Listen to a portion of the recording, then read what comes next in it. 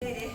오늘 이렇게 주말에 강의로 오셔서 너무 감사드리고, 저희 유산 헬스 사이언스 코리아라는 회사는 영양제 회사예요. 건강을 생각하는 그런 회사인데, 오늘 요즘 세대가 지금 100세 시대 아시죠? 100세 시대 하면은 어떤 게 제일 중요할까요? 장수, 건강. 돈이 있어도 건강이 없으면 안 되시는 거 아시죠? 그래서 그 건강을 위해서 우리가 어떻게 똑똑하게 이 시대를 살아가야 하실지 좋은 정보를 알려주실 아주 귀한 강사님이 오셨습니다. 네, 저희 이선의 사이언스 코리아의 또 하나의 크루 캐스트의 저희 어머니라고 부르시는 팔스타예요. 팔스타. 네, 저희 다이아몬드 디렉터 권현진 강사님을 모시겠습니다. 안녕하세요. 공간이 너무 좋은데요. 인사드리겠습니다. 저는 오늘 여러분들에게 건강을 챙길 때 가장 필요한 게 뭐가 있는지를 함께 공유할 강의를 맡게 된 권현진입니다. 반갑습니다. 오늘 오셨는데요. 제가 오늘 강의 주제가 뭐냐면 어떻게 하면 건강한 라이프 스타일을 시작할 수 있을까라는 제목을 준비해봤어요. 오늘 오신 분들 중에서 지금 마이크를 켜는 게 나을까요? 괜찮으세요? 잘 들리세요? 네. 목소리 워낙 커가지고. 그래서 오늘 오신 분들 중에서 여기 뒤에부터 지금 가장 염려되는 거 보세요. 맨 뒤에. 서희들 어머님. 지금 나는 지금 제일 염려되는 게 뭐니 엄마가? 건강이. 건강인데 그 중에서 어떤 게 제일 염려되세요? 아프시거나 그 불편한 거 중에 있어요? 건강 중에 그 중에 몸에 염증이요. 귀가 다 몸에 염증 안 들리죠? 항산화. 염증이 걱정이 된다. 또 이모는 여기 안경 쓰신 분은 내 몸에서 뭐가 가장 염려가 되세요? 혈액순환이 염려가 된다. 염증이 없으면 수면 또 염증이 제일 중요하다. 자 우리 왼쪽. 저는 아닌데 제일 많은 게 어제도 만났는데 34시예요. 네. 친구들이 다 시험 가는데. 네. 난임. 다 시험 가. 난임에 대한 게 고민이 된다. 34시인데. 네, 좋아요. 자, 요즘에 저 거의 3명 중에 1명이 난임입니다. 자, 또 관절. 이 나이로 관절. 관절 좀 뒤에 나왔어야 되는데. 관절. 자, 또 염려되는 거 뭐 있으세요? 염증이 없으면 관절 스트레스. 자, 또 탈모 난리 났잖아 지금. 탈모. 자, 또 뭐 있을까요? 우리 뭐 걱정되세요? 저도 염증. 염증 좋아요. 자, 또 여기다 뭐 있으세요? 건강해질 거라고 생각해서 아, 그렇죠. 선생님 뭐 노화. 이거 진짜 이거 다 마시는데 왜 저도 마시고 있어요? 자, 우리 기억자님 저요? 거기 다 나와 있어요. 다 나와 있어. 다 있어요? 빠진 거 없어요? 저 우리 뭐 있을까? 본인의 지금 당장 해결하고 싶은 거 뭐 있어요? 탈모. 탈모 난리 났어요? 탈모 또 나왔어요. 없어요? 자, 보통 요 기준에 추가로 되면 비만, 비만 아토피, 병이 또 뭐 있을까? 당뇨, 고혈압, 글씨가 이래요. 자, 고지혈, 뭐 이런 등등등이 되게 많아요, 그죠? 그리고 지금은 아까 말씀하신 것처럼 오래 살 거기 때문에 제가 슬라이드 한번 보여드리면 지금 인구 초고령화가 되게 급격하게 되기 때문에 몇 살까지 살 것 같으세요? 100살. 그러니까 제가 올해 46인데 앞으로 향후 50년 더 살 것 같아요. 그쵸? 저희 남편은 47이니까 거기도 50년, 저희 아이들이 지금 19, 17이니까 거기는 한 80년씩 더 산다는 전제하에 사람들이 고령화가 되고 있고 오래 살 건데 오래 사는데 그냥 오래 사는 게 아니라 어떻게 오래 산대요? 이런 걱정거리를 가지고 질병으로 오래 사는 수명이 늘어나는 거예요. 제가 어제도 남편하고 딱 술 한잔 하면서 전에 비 오니까 하면서 얘기를 나누다 보니까 오빠 나는 건강하게는 한 몇 살까지 살 것 같아? 막 이렇게 우리 신랑도 딱 80살까지는 건강하게 살 것 같아요. 자신 있게. 그럴 수 있잖아요. 그런데 예를 들면 우리가 여기 보면은 기대 수명이 있고 건강 수명이 있어요. 이건 통계를 나온 거거든요. 건강 수명이 지금 평균 기대 수명이 85세까지 산다 했을 때 건강한 수명으로서는 얼마 몇 세를 기대하고 있죠? 70. 그러면 남아있는 15년은 어떻게 산다는 거예요? 유병장수. 병을 가지고 불편하게 오래 사는 상황이 될 것 같아요. 그리고 그 유병장수 안에는 여러분들이 지금 보셨던 우리 대다수가 이런 병들을 안고 살아가다가 죽어요. 지금 사망 원인이 지금 암도 단기간에 생긴 게 아니고 계속 불편한 상태에서 가속화돼서 사망까지 가는 거고요. 아까 말씀하셨던 것처럼 혈액순환 이런 모든 것들도 심혈관 질환에 해당하는 거고, 이 전체적인 모든 내용들이 다 뭐냐면 대사질환이라고 하는 거에 기인이 되고 있어요. 그러면 결국은 우리가 사망을 하는데 80%에 해당하는 이런 질병을 내가 예방하거나 관리하지 못하면 아까 얘기했듯이 오래 살아도 80까지 살아도 85까지 살아도 15년을 유병장수로 살 텐데 100살까지 살면 25년을 유병장 살기는 되게 고통스럽단 말이에요. 그러면 우리가 적어도 아까 얘기했듯이 저는 50년 더 살고 남편도 50년 더 살고 아이들이 80년씩 더 살면 최소 한 가정에 300년 이상을 살아야 되잖아요. 그렇죠? 300년 이상 앞으로 살 날이 있는데 사람들이 그 300년 이상을 사는 기간을 가지고 살아야 될 몸에 대해서 공부하는 사람은 한 명도 없는 거예요. 그나 전기밥통 하나 사도 사용 설명서를 읽어보고 쓰는데 몸에 대해서는 아무도 공부하지 않는 거예요. 그래서 오늘 우리가 우리 몸을 좀 알아가는 시간 갖도록 하겠습니다. 건강은 그냥 이루어지는 게 아니라 우리 몸의 이해도가 필요해요. 여기 뭐라고 적혀있어요? 건강은 세포에서 시작된다. 그러면 우리가 가진 몸의 작은 단위가 세포인데요. 자, 보통 여자는 몇 개의 세포가 있대요? 28조. 남자는 37조가 있대요. 그럼 여자가 관리 많이 해야 돼요? 남자가 관리 많이 해야 돼요? 왜? 더 중요한 게 아니라. 아니야. 일단 숫자긴 것만 계산해. 숫자긴 것만. 그래서 세포를 자 결국은 건강은 세포에 시작했는데 세포를 건강하게 하면 내가 세포가 이루어지고 있는 만드는 조직이 건강해지고 조직이 건강해지면 기관이 건강해지고 기관이 건강해지면 제통이 건강해지고 몸이 건강하다는 게 우리가 가진 이 신체에 대한 원리예요. 그러면 건강한 몸을 원하신다면서요. 그럼 어디부터 관리해야 돼요? 저 끝에 처음부터. 자, 만약 여러분 병원에 가면은 검사하잖아요. 그쵸? 안 걸리신 분들이 제일 많이 하는 검사가 뭐예요? 조직 검사.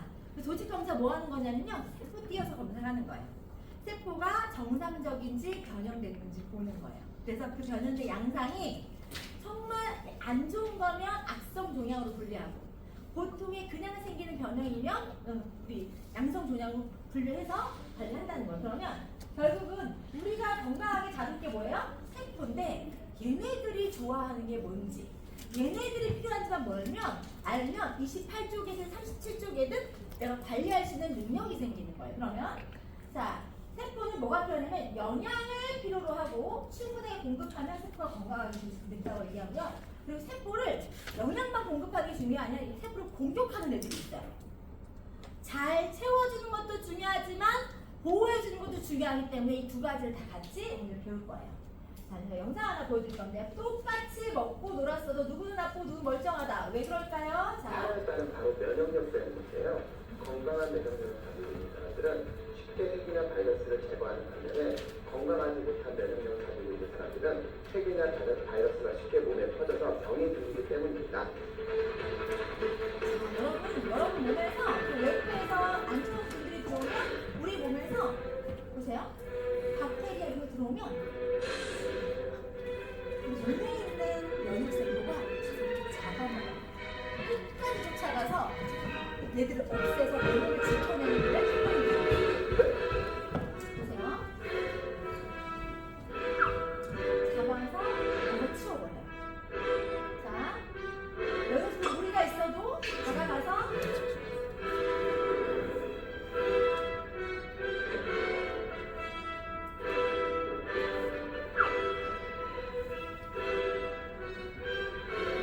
대신 살펴가서 많이 먹어요. 자, 기생충 같은 거 들어왔어요. 어떻게 할까요?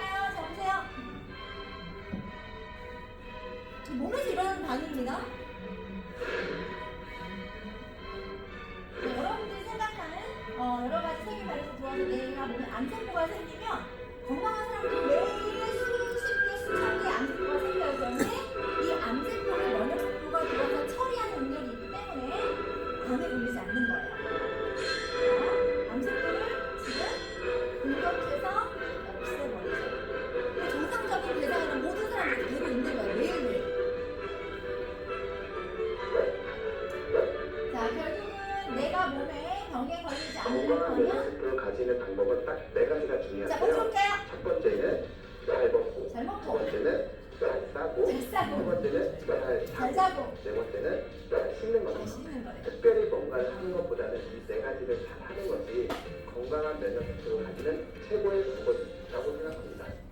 자, 그러면 우리가 다뤄야 될 것. 아까 뭐 있어요? 자, 뭐하래요? 잘 먹고, 잘 자고, 잘 싸고, 잘 짜고, 그 다음에 잘 씻고. 여러분 나머지 다 하실 줄 알죠? 그쵸? 자는 거 할 줄 알고, 씻는 거 할 줄 알고, 싸는 거 잘 나와야 되니까 잘 싸실 건데, 잘 먹고에 대한 얘기를 좀 해볼게요. 그래서 오늘 잘 먹고를 얘기할 텐데, 우리가 아까 얘기했듯이 27개, 뭐 37개, 뭐 이렇게 그 수많은 세포가 아까처럼 활발한 활동을 하려고 하면 내 몸에 생기는 문제를 해결할 수 있는 힘을 가지려고 하면 필요한 영양소가 있어요. 그게 뭐냐면 이렇게 거대 영양소라고 하는 게 있고 미량 영양소라고 하는 게 있고 우리 현대인이 필요한 필수 영양소 7가지를 이렇게 얘기하고 있어요. 자, 거대 영양소는 뭐냐? 말 그대로 몸을 만드는 거, 에너지원 쓰는 거. 우리 밥심으로 산다 이거 고기를 끊으면 된다고 해서 안 된다고 했어요. 안 돼요. 그래서 고기의 힘이 여기 거대 영양소 있는데 탄수화물, 지방, 단백질이 우리 몸에 에너지와 힘을 줄 수 있는 영양소가 되고 몸을 만드는 영양소가 되고요. 이 미량 영양소는 많이는 필요하지 않지만 이것들이 없으면 얘네들이 일을 못해요. 그래서 얘네들이 더 필요하고 또 하나는 지금 현대인들이 가장 필요한 필수 영양소 보는 게 물이에요. 물.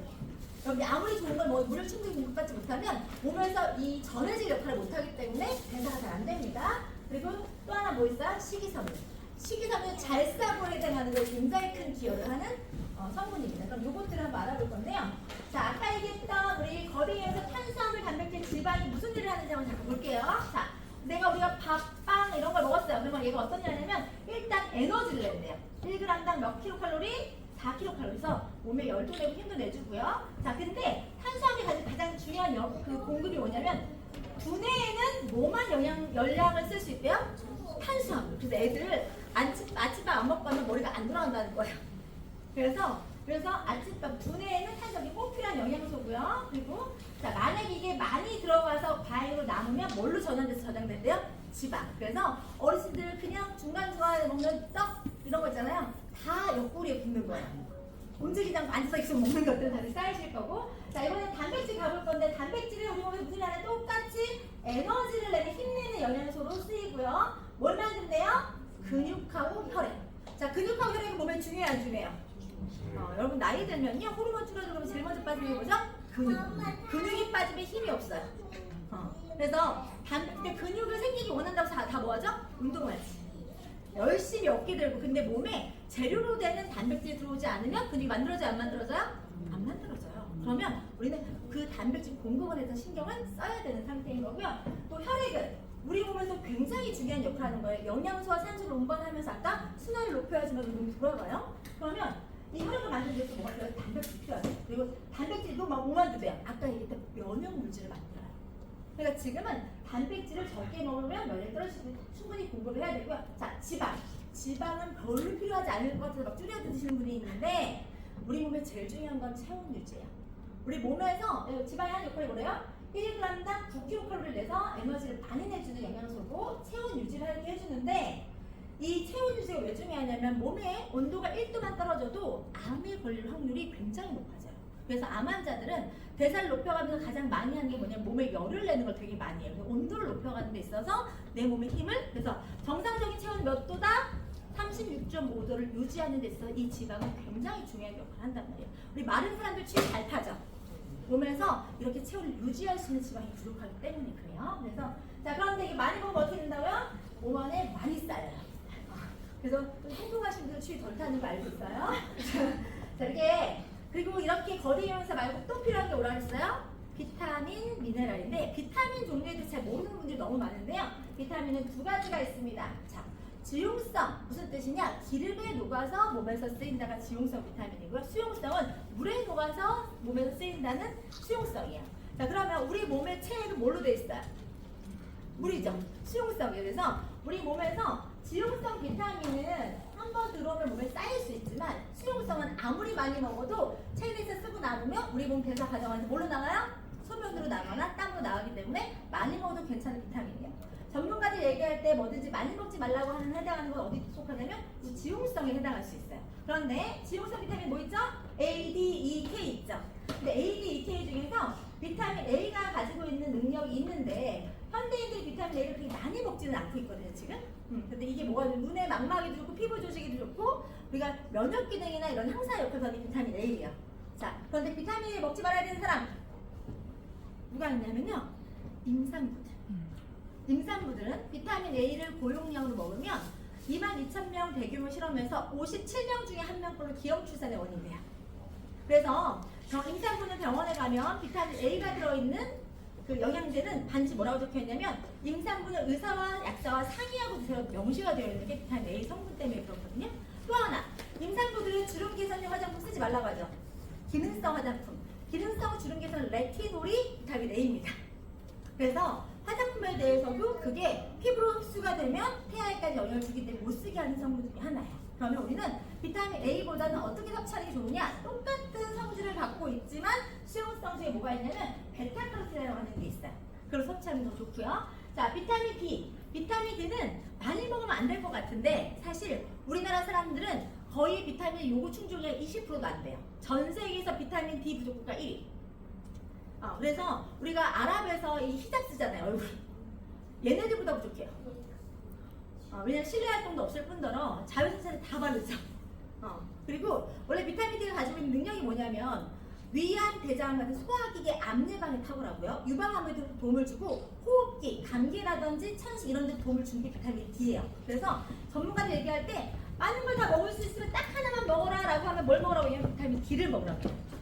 자, 그런데 비타민 D가 우리가 부족하기 때문에 지금 일일 권장이고 많이 먹어도 전혀 해가 되지 않고 만약에 선택한다고 하면 그래도 조금 기름에 녹으려고 하면 기름이 있으면 좋지만 없으면 전환율이 떨어지면 활성형이라고 해서 비타민 D3 형태로 되어 있는 걸 선택해서 먹으면 굉장히 좋습니다. 그래서 고를 때 활성형 비타민인지 그냥 비타민 D인지에 따라서 내가 원하는 안전성이 좀 달라질 수 있어요. 자, 비타민 E 있죠, E. 비타민은 뭐냐면 토코페롤이고요. 그 세포막을 구성할 수 있는 성분이에요. 그래서 토코페롤 뜻이 어원이 뭐냐면 생산하다라는 뜻을 갖고 있어요. 그래서 이게 뭐하냐면 세포막, 재생, 얘는 기름이에요, 기름. 이건 어디에 많이 들어있냐면 우리 견과류 있죠. 견과류. 그래서 아토피가 있거나 또는 피부 조직이 좀 약하다거나 또는 생식기가 약한 분들은 모든 생식기의 점막이 다 비타민 E로 되어 있단 말이에요. 그래서 내가 안정형을 주기 위해서 비타민 E를 많이 먹는 게 도움이 된다. 자, 비타민 K는 혈의 응고에도 도움을 주고 칼슘 흡수에도 도움을 줄 수 있는 게 비타민 K여서 이런 것들이 내 몸에서 꼭 필요한 영양소라고 생각하시면 되고요. 수용성 비타민의 대표적인 게 뭐 있어요? 비타민 B군. 자, 엽산은 수용성이 지용성이에요? 수용성이에요. 자, 판토텐산은요? 수용성이에요. 나이아신은요? 수용성이에요. 지금 제가 말하는 건 비타민 B라고 불리지 않지만 B의 형태로 되어 있는 복합체이기 때문에 말씀을 드리는 거예요. 그래서 비타민 B군들은 내 몸의 에너지 대사나 신진 대사에 필요한 영양소이기 때문에 과량이 필요해요. 특히나 단백질, 탄수화물, 지방 같은 걸 태워서 전환시키는 역할에 도움을 줄 수 있는 게 비타민 B군이란 말이에요. 많이 필요해, 적게 필요해요? 많이 필요해요. 여러분 아까 얘기할 때 여기 있는 것들 중에서 비만, 혈액순환, 염증 이런 것들 다 뭐냐면요, 대사가 안 돼서 생기는 질환이란 말이에요. 근데 대사가 되려고 하면 먹는 것들이 잘 소화 분해돼서 전환돼야 되는데 그때 역할을 주는 것들이 비타민 B군이 역할을 되게 많이 합니다. 그래서 비타민 B군 많이 들어있는 걸 먹어도 괜찮은데 보통 몇 프로 들어있냐? 1000% 이상 들은 거 먹으라고 얘기해요. 그래서 용량에 대한 체크 한번 해보실 것. 자, 두 번째 비타민 C. 비타민 C는 원래 혈액에도 되게 도움을 많이 주고요. 다른 영양소의 조효소 역할을 해서 도움을 줄 수 있는 영양소 많이 알려져 있어요. 비타민 C는 피부 건강에도 좋고 그리고 항산화 능력도 있어서 우리 여기 전체 영양제 중에서 먹어도 부작용이 없는 게 뭐냐면 비타민 C예요. 그래서 우리 이황재 교수가 뭐라고 얘기했냐면 하루에 6,000mg 이상의 비타민 C를 먹어라 라고 해서 되게 유명해졌거든요. 근데 만약에 비타민 C를 먹어서 부작용이 있다 라면 딱 한 가지 뭐가 변이 물 꺼집니다. 그거 말고는 아무 부작용이 없어. 그리고 소변으로 나가는 거기 때문에 그래서 얘가 항암 역할도 하기 때문에 비타민 C에 대한 공유의 섭취는 누구나. 자, 또 한 가지. 여러분 흔히 먹는 과자라든지 음료 안에 비타민 C 많이 들어있죠. 이게 만약에 안정화되어 있지 않거나 또는 뭐 안전하지 않은 성분이라고 하면 그렇게 함부로 막 쓸 수가 없어요. 그래서 비타민 C는 무조건 많이 먹어도 괜찮다 생각하시면 됩니다. 자, 넘어가면요. 자, 비타민의 기능은 어떤 역할을 하냐면요. 혼자도 일을 하지만 호르몬이나 효소가 하는 일을 도와주는 조연 역할을 하고 서로 이렇게 소통하듯이 유기적 협조하는 영양소라고 얘기가 되어 매일 늙고 죽어가고 있다고 생각하시면 돼요. 매일 산화되고 늙어가는 데 있어서 그걸 방지해주는 영양소를 항산화제라고 하는데 비타민 C, E가 대표적이고요. 또 호르몬을 도와주거나 호르몬을 가진 역할을 하는 게 비타민 D와 A가 그런 역할을 하고요. 또 조효소라고 해서 대부분의 비타민들을 도와주는 역할을 하는 아까 비타민 B가 그런 역할을 하고요. 또는 또 촉매제 역할을 하는 것도 비타민이 하는 기능입니다. 자, 미네랄이라고 해서 비타민과 별도로 무기질이라고 해서 무기질. 옛날 말로는 무기질, 지금은 미네랄이에요. 그래서 무기질이 하는 역할은 뭐냐면 에너지 생산하는 역할을 하는데 만약에 부족하면요. 내가 과식을 해도 그게 전환되지가 않아서 무기력하거나 또 따라지거나 하는 역할을 할 수 있고요. 그렇게 되면 잉여되는 태워지지 않는 영양소 때문에 비만이나 피로감으로 불편할 수 있어요. 에너지 활성화하는데 가장 필요한 게 미네랄인데요. 자, 또 하나는 미네랄은 비타민을 합성하는 데 도움을 줘요. 원래 비타민 C는 내 몸에 합성이 된다 안 된다? 비타민 C 합성이 됩니다. 단 체내에서 합성이 되려고 하죠. 비타민 C를 만드는 방법은 섭취로도 할 수 있고 그래서 합성을 할 수 있는데 동물은 효소가 없으면 비타민 C를 섭취를 해야 되기 때문에 이 어떤 역할을 지금 이런 효소에 대한 역할을 도와주는 게 미네랄이에요. 그래서 이런 것들이 과정 안에 들어가는 게 미네랄이기 때문에 미네랄도 충분히 먹어주는 게 필요하고요. 자, 미네랄 역할은 또 하나는 뭐냐면 우리 몸 안에서는요. 내 몸이 여러 가지 정보를 전달하는 데 있어서 좋은 미네랄이 들어와야지만이 그 정보 전달 역할을 해줍니다. 그래서 칼슘은 어떤 역할을 하냐면 수축하는 역할을 정보 전달하고요. 마그네슘은 이완하는 역할을 해요. 그래서 우리 쥐가 잘 내린다거나 근육이 밤에 잘 때 경직되거나 하시는 분들은 뭐 많이 먹으래요? 칼슘, 마그네슘. 은빛이 떨린대요. 그죠? 그런데 만약에 내가 섭취를 할 때 이 칼슘과 마그네슘은 같은 상호작용을 하거든요. 만약에 칼슘이 들어와서 일을 하려고 하면 어떤 일을? 수축하는 일을 하려고 하면 마그네슘이 소모가 돼요. 그럼 내가 만약에 골다공증이 있고 내가 몸이 안 좋고 뭐 해가지고 말 그대로 만약에 눈밑이 떨렸다. 눈밑이 떨린 증상을 개선하기 위해서 내가 뭐 필요하죠? 떨리는 마그네슘. 마그네슘을 딱 먹었는데 마그네슘만 들어있는 걸 먹으면 어떤 일이 일어나냐면 칼슘 부족증을 생깁니다.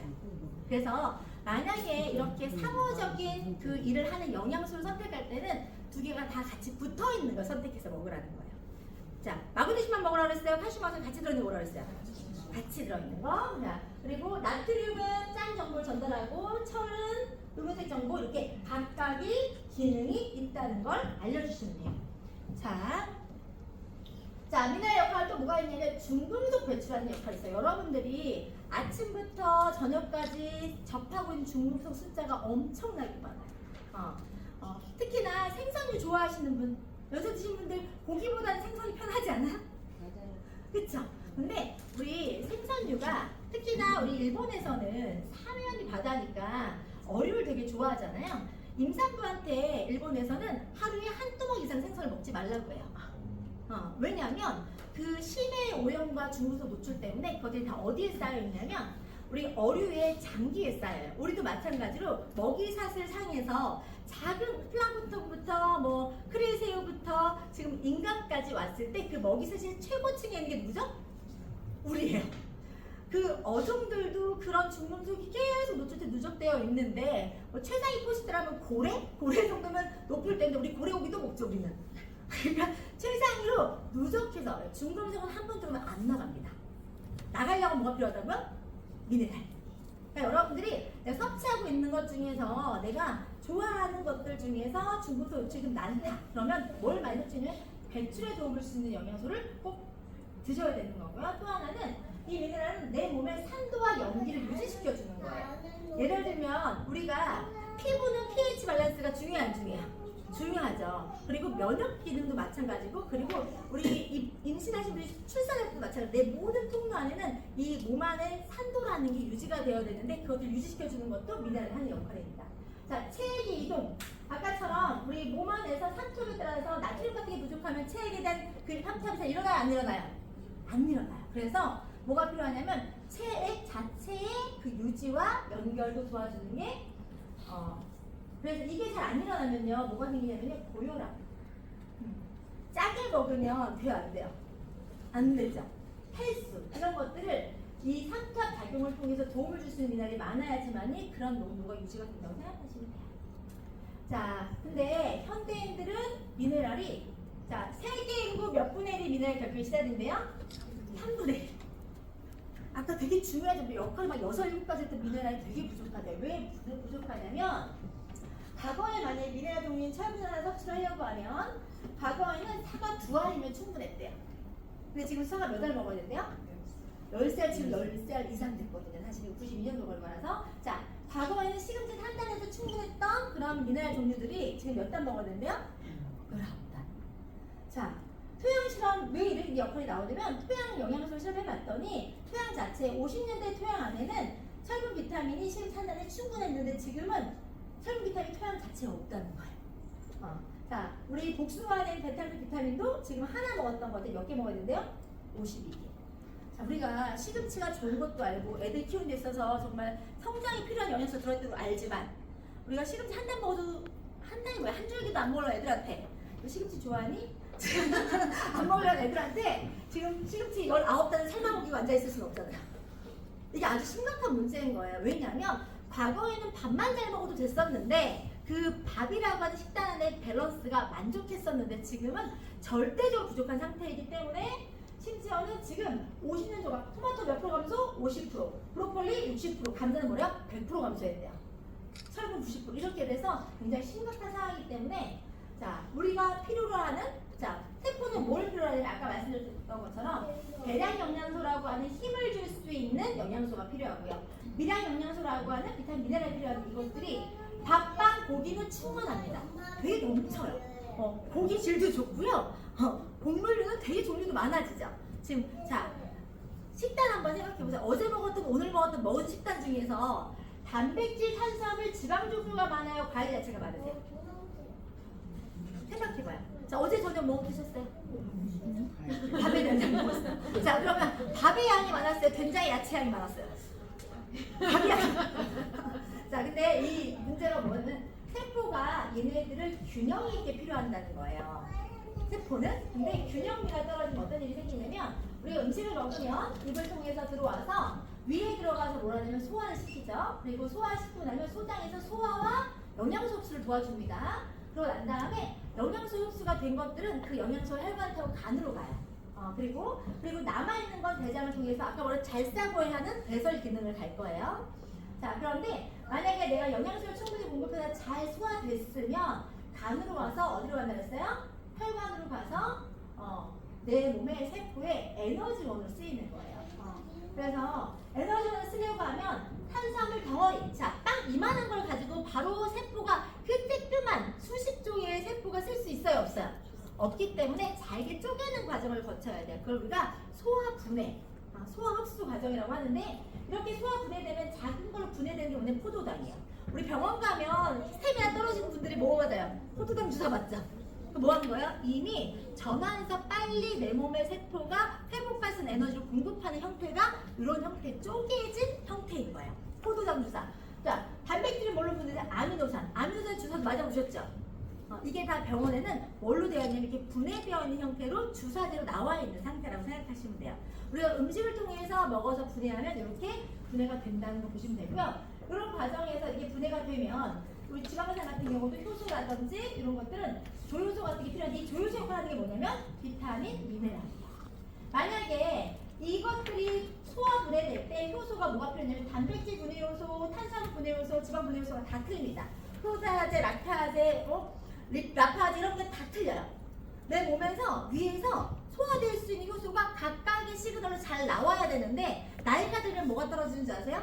소화 효소가 떨어져요. 그래서 소화가 잘 안 돼서 속이 거북해서 아무거나 함부로 못 먹는 상태가 돼요. 또 원래 선천적으로 유전적으로 위기능이 약하신 분들은 소화 효소가 또 부족해요. 그러면 잘 소화되지 않기 때문에 말 그대로 이렇게 소장에서 흡수는 간으로 갈 수 있는 형태가 되지 못하겠죠.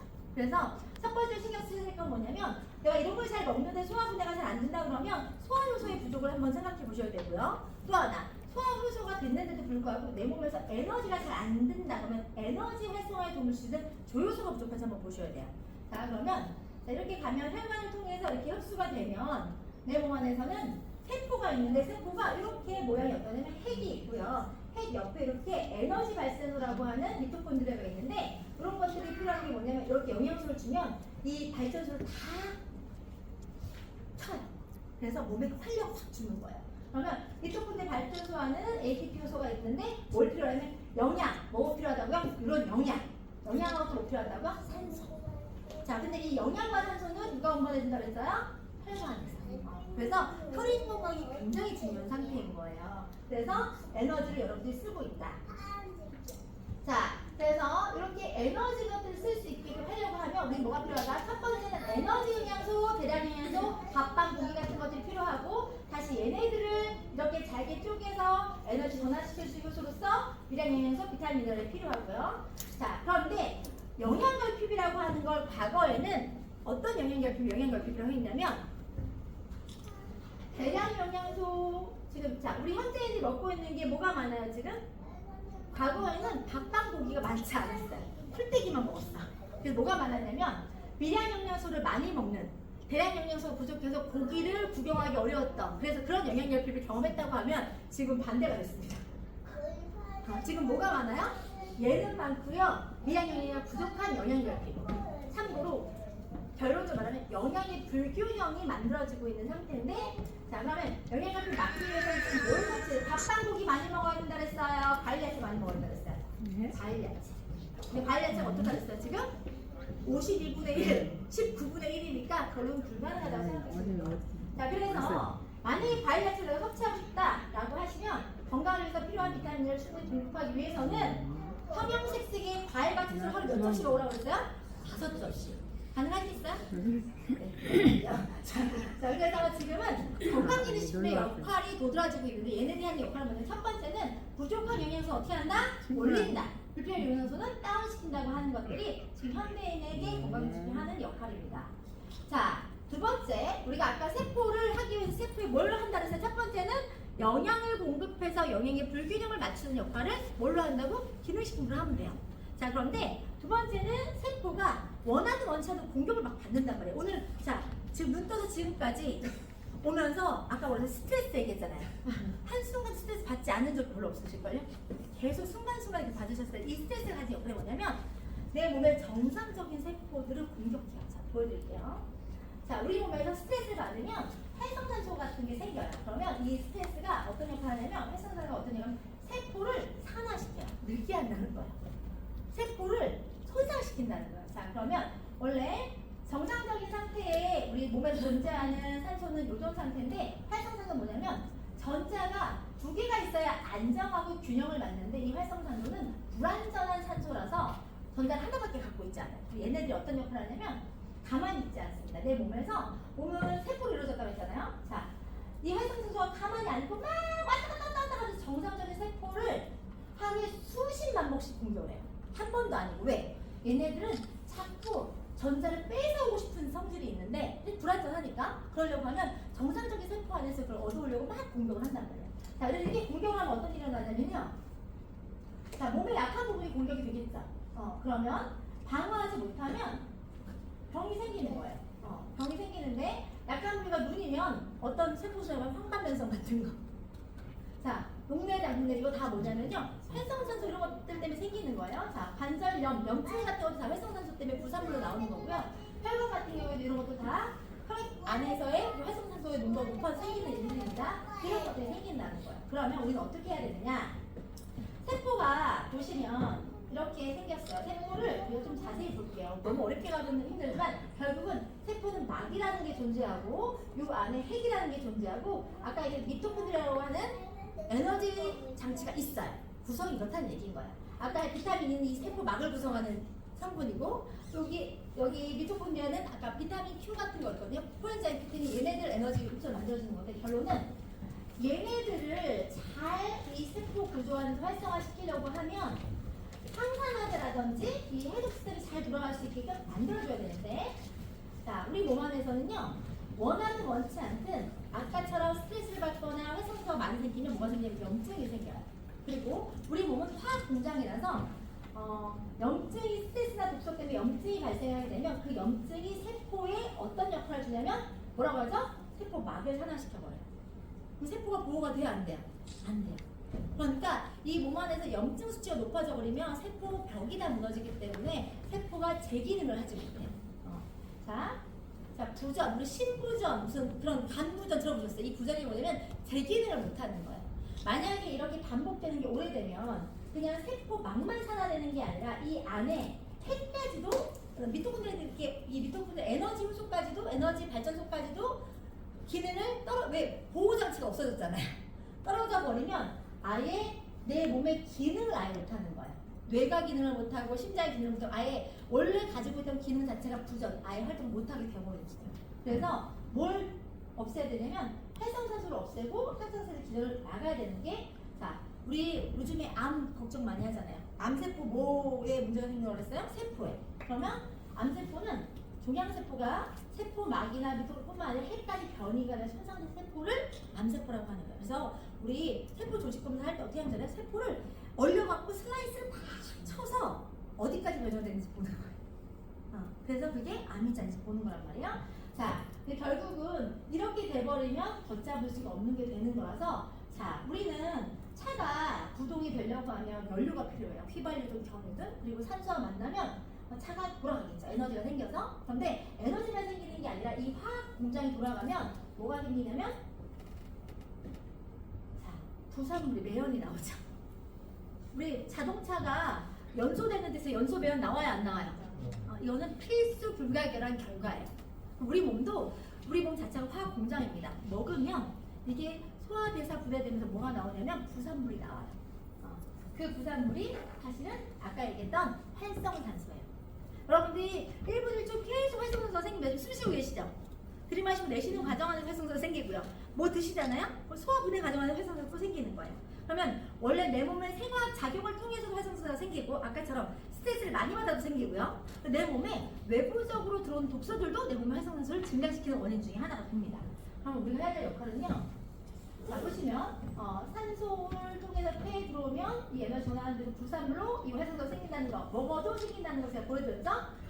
식단이 잘못되고 이게 전환율이 낮으면 그러면 또 활성산소가 많이 생겨요. 그리고 오염물질 들어오거나 과음하거나 그러면 그럼 이 활성산소가 많이 생기면 어떤 일이 일어나냐면 이 모든 질병의 근원이에요. 스트레스가 문제가 아니라 스트레스 때문에 생긴 활성산소 때문에 병이 걸리는 거예요. 이해가세요? 스트레스를 많이 받는 게 문제가 스트레스를 받으면 하루에 일순간에 수십만 배의 활성산소가 생겨요. 그러니까 급성으로. 그러니까 우리가 보통 모든 급성 질환은 뭐냐면 다 스트레스적 질환이에요. 급성 뇌출혈. 무슨 말씀이세요? 그래서 그것들이 너무 많은 공격을 일초에도 수십만 번을 공격을 하기 때문에 내 몸에 데미지가 생기는 거예요. 자, 우리가 이런 문제들을 많이 알고 있지만 여러분들이 이 문제를 대면하는 방식이 어떻게 하냐면 제일 먼저 몸이 불편하면 어디 가세요? 병원 가자. 병원 가서 의사들 처방을 받으시는 거예요. 자, 우리가 흔히 얘기하는 이렇게 현대의학안에서는 징후, 증상에 따라서 그걸로 그냥 의학적 진단을 내려가지고 증상에 기반한 치료 목적에 대한 그 대증요법이라고 해서 바로 반응하는 것들이 약물을 해주는 게 대부분이고요. 그런데 그 모든 환자가 동일하게 진료하죠. 그 사람이 어떤 기전이 있는지가 중요한 게 증상만 가지고 똑같은 동일량을 처방하기 때문에 효율적이지 않아요. 그리고 질병 중심이고 조기 진단하는 거에 대한 목적이 있는 거고요. 현대의학과 기능의학 차이는 뭐냐면 우리 이제는 사람들이 어떤 의식이 높아지고 있냐면 우리 몸은 다 먹어서 만들어진 몸이고 내 몸에 있는 시스템을 내가 잘 이해하고 관리하면 내 몸의 본연의 힘을 되돌릴 수 있다고 생각하는 거예요. 우리 그 구글의 엔지니어이고 미래학자인 그분 성함이 잘 기억이 안 나는데 하루에 영양제를 100알을 먹어요. 그래서 1년에 영양제 값만 11억 14억을 쓰거든요. 그래서 영양제 100알 먹는 뭐 이렇게 검색하면 나오는 사람이 있어요. 아무튼 유명한 사람. 그 사람이 나이가 68세에서 72세인데 그때 검사를 했더니 신체 나이가 40살이 나온 거예요. 자, 그렇다는 얘기는 뭐냐면 내가 관리하고 하면 내가 진행되고 있는 노화를 막을 수 있다 없다? 있다는 얘기인 거예요. 그래서 이제 현대의학에서는 어떤 게 많이 주냐면 기능의학이라고 해서 유전적 요인이라든지 촉발적인 문제들, 가장 기본적인 수면, 잘 먹고 아까 잘 자고 있었죠? 수면이라든지 운동, 영양 이런 것들의 관계를 내가 개선하면서 그런 위험 인자를 제거해서 내 몸을 지켜가는 것 근본 원인에 기반한 치료를 가져가려고 하는 게 지금 현대의 트렌드예요. 그래서 병원 가서 처방받기보다는 암에 걸리면 다 어디 가려고 그래요? 대체약 전문병원 가거나 어떤 자연치료원 가거나 하려고 하는 게 이제는 의사들의 마루타가 되기를 원하지 않아요. 여러분들이 알고 있는 의사들은 이제 그 전문의 과정 중에서 영양적인 거에 대한 공부는요, 말 그대로 교양 과목을 몇 시간 이수하는 게 전부입니다. 근데 거기 가서 영양적인 거 물어보는 거예요. 여러분이 알고 있는 외과 의사가 가면 영양 공부할 거 같아 안 해요. 그러면 여러분이 경험하는 외과 의사는 레지던트 전문의 과정 총에서 그쪽에 관련된 전문성이 영양을 모르는 상태에서 몇 년 정도 하실 것 같아요? 한 7년, 10년? 근데 7년, 10년 동안 모든 사람들의 몸 케이스를 다 알고 연구하지 않겠죠.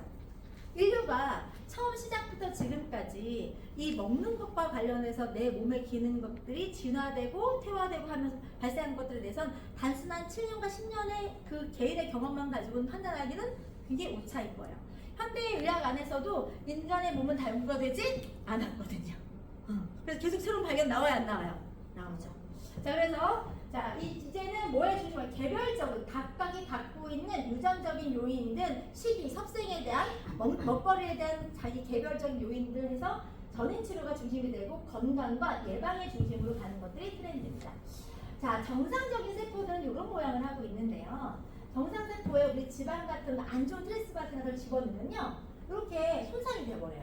그런데 이 손상을 막을 수 있는 방법이 뭐냐면, 아까 얘기했듯이 활성산소를 높아지면 세포가 산화가 촉진된다고 했잖아요. 그래서 이런 증상들이 나온다고 아까 제가 말씀드렸는데, 내가 이 활성산소가 생기는 건 막을 수가 없죠. 스트레스 받기 싫은데 막을 수 있어요, 없어요? 없어요. 근데 이 스트레스를 받아서 내 몸에 생기는 활성산소를 중화시키거나 해결할 수 있는 솔루션이 있다면 거기에 관심을 가져야 되는 거예요. 아까 얘기했듯이 영양적으로 지금 토양이 오염되거나 안 좋아서 부족한 것들을 내가 개선할 수 없다면 보완적 건강기능식품을 섭취했던 것처럼 내 몸에 유기적으로 생기는 화학 반응에 있어서 부산물이 나오는 활성산소, 특히나 스트레스 같은 것들을 내가 막을 수 없다고 하면 그걸 중화시킬 수 있는 성분이 있다면 거기에 관심을 가져야 되는 게 그게 항산화제예요. 말 그대로 우리 몸은 계속 산소와 결합해서 몸이 늙어가는 산화, 노화가 산화 과정이거든요. 노화 과정이 진행되고 있는데 이거를 막아준다는 거는 항산화제는 보호하거나 중화해주는 역할을 하는 거예요. 항산화제를 섭취하면 어떤 일이 일어나냐면, 아까 얘는 정상인 놈이라고 했어요? 비정상인 놈이라고 했어요? 비정상인 놈. 그래서 왔다 갔다 균형미가 없어서 계속 일주일에 수십만 번을 공격을 하는데 얘를 정상을 만들어주면 어떨까요? 가만히 있겠죠. 그래서 항산화 물질을 내가 먹어주면 이 항산화 물질은 전자를 6개를 갖고 있어서 얘한테 하나씩 이렇게 줘요. 그럼 얘가 정상화돼요. 우리 몸에 활성산소 하나만 있겠어요? 여러 개 있겠어요? 여러 개 있는 것들을 다 주는 거예요. 그러고 나면 내 몸에서 어떤 작용이 일어나면 중화작용이 일어나요. 자, 근데 이 항산화 물질은 꼭 외부에서 먹어야만 될까요? 내 몸에도 원래 기능이 있을까? 몸에도 기능이 있습니다. 그래서 원래는 인체는 항산화 과정이라는 게 있는데, 정상적으로 내 몸에 활성산소가 생겼을 때 내 몸에서 항산화 반응들이 이렇게 중화되는 작용들이 일어나요. 이게 우리 몸 안에서 이루어지는 것들이에요. 자, 그런데 이 과정 안에서도 이게 잘 돌아가려고 해도 뭐가 필요하냐면 영양소가 필요하고요. 자, 근데 이게 잘 안 돌아가. 좀 망가졌어. 그랬을 때 우리가 항산화제 형태가 된 걸 먹어주면, 우리가 1차 항산화제는 이거는 원래 내 몸에서 일어나는 거예요. 그런데 2차 항산화제 이런 것들이 들어가면 얘네들의 기능도 활성화시켜주고 얘네들이 또 따로 일어나기 때문에 효과적이게 내 몸이 어떻게 된다고요? 안정화되면서 데미지를 입지 않을 수 있어요. 안 먹으면 어떻게 된다 그랬어? 일주일에 그 수십만 개의 활성산소가 내 몸을 막 때려가서 공격을 하면 자빠지는 거예요. 그래서 이런 것들을 내가 먹어주는 거 있는데, 자, 이 먹게 되면 자, 어떤 작용이 일어나면 항산화 비타민과 미네랄을 먹게 되면, 자, 이게 항산화 비타민은 뭐냐면 일반적인 비타민보다 30배에서 40배 이상의 농축되는 거를 항산화제라고 하는 거예요. 대표적인 것들이 뭐가 있냐면 비타민 E, 비타민 Q 이런 것들이 항산화제예요. 비타민 C도 항산화제고요. 자, 그렇게 해서 정상세포와 손상세포를 봤죠, 그렇죠? 여기에다가 항산화제를 주입하면 어떻게 된다 했어요? 이게 회복이 돼요. 먹어야 돼, 안 먹어야 돼요? 드셔야 돼요. 항산화제를 꼭 드셔야 돼요. 그래서 우리는 내 몸이 갖고 있는 기능도 깨우고 내 몸이 받을 공격에 대해서 방어할 수 있는 힘을 우리가 해주지 않으면 내 몸이 어떻게 할 바를 몰라요. 그러니까 먹거리를 신경 써야 된다, 안 된다? 신경 써야 된다.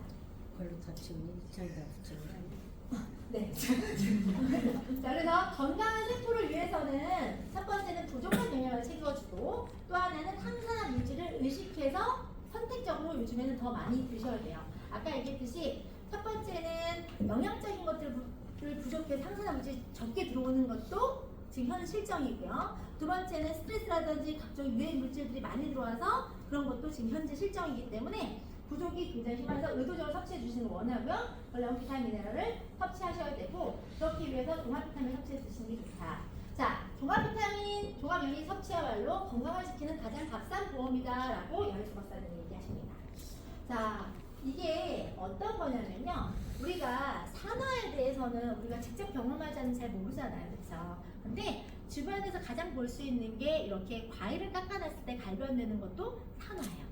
사과를 딱 깎아놓고 나면 먹으려고 좀 놨는데 식감이 축축해서 먹기가 좀 그런 적 있어요? 없어요? 많잖아요. 그렇죠? 이 왼쪽이 산화된 거고 오른쪽은 산화되지 않은 상태예요. 자, 오른쪽이면 너무 좋겠죠? 자, 그래서 산화에 대한 것도 우리가 신경을 써야 되는데 일단 사과 갈변 테스트는 제가 영상 하나 보여드릴게요. 자, 그리고 우리는 지금 현재 식사 환경 현대 이름은 뭐예요? 광식. 이 광자가 무슨 광자예요? 미칠광입니다. 미친 식사들을 하고 있는 거예요. 첫 번째는 뭐냐면 생산 전의 환경이 유전자 변형 종자라든지 투여해 오염이라든지 이런 것들이 굉장히 많습니다. 여러분 시골에서 농사를 지을 때 여러분들 아시는지 모르겠지만 첫 번째 농사꾼의 입장에서는 밭을 갈아엎으면 밭에서 딱 필요한 그 시금치만 나길 원하지 잡초가 나길 바라진 않아요. 그걸 갈아엎으면 뭘 하냐면요, 뭘 뿌리냐면 우리 제초제를 미리 뿌려버려요. 그럼 땅, 그쵸? 자, 또 배추를 심었는데 배추가 배추벌레로 뽕뽕뽕 다 구멍 뚫린 거를 상품성이 없기 때문에 팔 수가 없죠. 그럼 또 뭐예요? 해충 방지제 같은 거를 뿌리게 됩니다. 그럼 어떤 일이 일어나냐면 토양에 제초제와 그 해충 방지제 같은 농약들이 잔류해서 살면 토양 자체는 생명력을 잃어요. 토양 자체가 씨앗을 뿌려서 싹이 트고 영양분을 만들려고 하면 토양에서 양분을 빨아들이는 건데 공급원이 있어야 되겠죠. 땅속의 공급원은 뭐가 되는 거냐면 계절이 바뀌면 낙엽이 지고 낙엽이 진 게 땅 안에서 겨울을 나면서 이게 미생물 속에 분해가 되면서 땅이 유기물로 바뀌는 게 영양분이 돼서 다시 봄에 싹을 틔우는 형태가 돼야 되는 건데 잡초가 나지 않으니 썩을 낙엽이 없네요. 이해가시죠? 또 하나 동물이나 이런 식물들 같은 것들이 썩어지려고 하면 땅속에 미생물이나 유기물들이 존재해야 되는데 땅속에 지금 해충 방지제를 다 뿌려놨으니 땅에 미생물이 생존할 수가 있어요? 없어요? 없죠. 죽은 땅인 거예요. 그리고 과거에는 동물들이나 사람들이 우리가 먹는다고 해서 다 이렇게 다 흡수하지 못하거든요. 그러면 그 미네랄 같은 것들이 선순환되기 위해서 어떻게 했냐면 옛날 시골 분들이 어떻게 했냐면 내가 싼 똥을 모아다가 밭에 뿌렸어요. 그래서 자연으로 받은 것들이 부족하면 다시 자연으로 돌리는 자연스럽게 미네랄이 선순환됐단 말이에요. 근데 지금 내가 싼 거 밭에 뿌리는 분 없죠? 또 하나 우리 땅으로 돌아간다고 하죠. 흙으로 돌아간다고 했는데 흙으로 돌아가시는 분 없어요. 다 태운단 말이에요. 그래서 땅 속에 양분으로 공급될 수 있는 게 전무한 상태예요. 땅 파도 지렁이 하나 안 나옵니다. 그러면 토양의 양분은 부족한 상태가 되는 거예요. 산성화와 영양 고갈이 지금 만연되고 있는 상태인데 그렇다고 하면 식물이 자랄 수가 없잖아요. 그러면 어떻게 하냐면 인위적으로 유기화합물 비료를 만들어요. 요소 질소 같은 것들 화합물 비료를 만들어서 형태는 괜찮게 만들어냅니다. 근데 우리 몸은요 본능적으로 내 몸의 구성 성분과 다른 것들은 흡수하려고 하지 않아요. 면역계가 작동을 해서. 자, 유기화합물 비료로 구성된 시금치의 영양소를 우리 몸에서 100% 받아들일까요? 좀 경계하면서 받을까요? 그래서 더 부족해지는 거예요. 그래서 기본적으로 첫 번째는 그 생산 환경 자체가 문제인 게 되게 많고요. 또 하나는 항생제 같은 것들을 통해서 내 생산자 우리가 원하지 않는 것도 지금 섭취하고 있는 게 되게 많아요. 농약, 항생제, 특히나 유전자 변형 종자 하나 보여드릴게요. 여러분 드시는 거는 또 말할 것도 없어요. 쉽고 편한 인스턴트 오지게 드시잖아요, 그렇죠? 이 안에 첨가물부터 난리가 납니다. 여러분들이 생각하는 것보다 여러분들이 스스로 독을 계속 먹고 계시는 상황이라고 생각하시면 돼요. 자, 제초제를 흡수해서 그대로 갖고 있는 GMO 콩 옥수수가 우리가 제초제 같은 걸 뿌리잖아요. 농작물을 키울 때 농약을 안 주면 키울 수가 없어요. 여러분들이 좀 과수원집 딸내미인데요. 사과를 재배를 하려고 하면요. 한젖병이라든지 병해충을 방지하려면 주기적으로 농약을 이만한 들통에다 타가지고 온 밭에 뿌려요. 한 번만 뿌리는 것도 아니에요. 근데 그것들이 한 해에 몇 번씩이나 이루어지는 건데 말 그대로 모든 농작물을 그렇게 고추 농사를요 농약 안 주고 줄 수 있을 것 같아요? 없을 것 같아요? 절대 불가능합니다. 네. 그런데 여러분들 그 농약, 그 고추가 영양과 햇빛만 받았을까, 농약도 흡수하고 있을까요? 같이 흡수하고 있는 걸 잘 농축해서 말리셔가지고 그걸 또 섞어서 드시고 계신 거야. 이게 현실점입니다. 그런데 지금 그것만 문제가 되는 게 아니라 GMO라는 건 유전자 변형을 하는 거기 때문에 인위적으로 뭔가 변형했다는 건 내 몸에 들어와서 어떤 변형에 대한 유발을 일으킬지 모른다는 얘기인 거예요. 자, 그런데 전 세계에서 이 GMO 콩 옥수수를 수입하는 1위 나라가 어디예요? 우리예요. 한국이 전 세계 GMO 수입 1위 국가입니다. 근데 그래서 여러분들이 먹고 있는 식용유 이런 것들 다 GMO 변형된 콩으로 나오는 식용유들인 거예요. 식용유 드시지 마세요. 자, 그래서 1인당 연간 GMO 콩 섭취량이 33kg입니다. 그러니까 안전한 먹거리가 없는 상태에서 우리가 더 나은 신체를 기대하기가 어려운 상태라고 생각하시면 돼요. 그래서 지금 GMO로 나오는 뭐예요? 콩기름 이런 것들 다 올리고당, 물려들이 공산품으로 나오는 것들 있잖아요. 신나게 쓰고 계시는데 거기에 다 싼 원재료이고 다 쓰고 계시고 1인 이유가 있겠죠. 다 공산품에서 많이 쓴단 말이에요. 그러니까 여러분들이 쓰고 있는 공산품 안에 이런 거 올리고당, 물려, 포도당 이런 것들 다 이런 거잖아요. 다 거기서 쓰는 거예요. 그리고 곧 밥상에 오를 GMO 식품, GMO 병. 지금 농촌지청이나 이런 데서 상용화 목적으로 시험책이 논란이 있고 있고요. 자, GMO 연어. 이 FDA 지난해에서 판매 승인했다가 2개월 만에 금지했지만 곧 올라올 거래. 이거 국회의원이 보고한 내용이에요. 우리나라 실정을.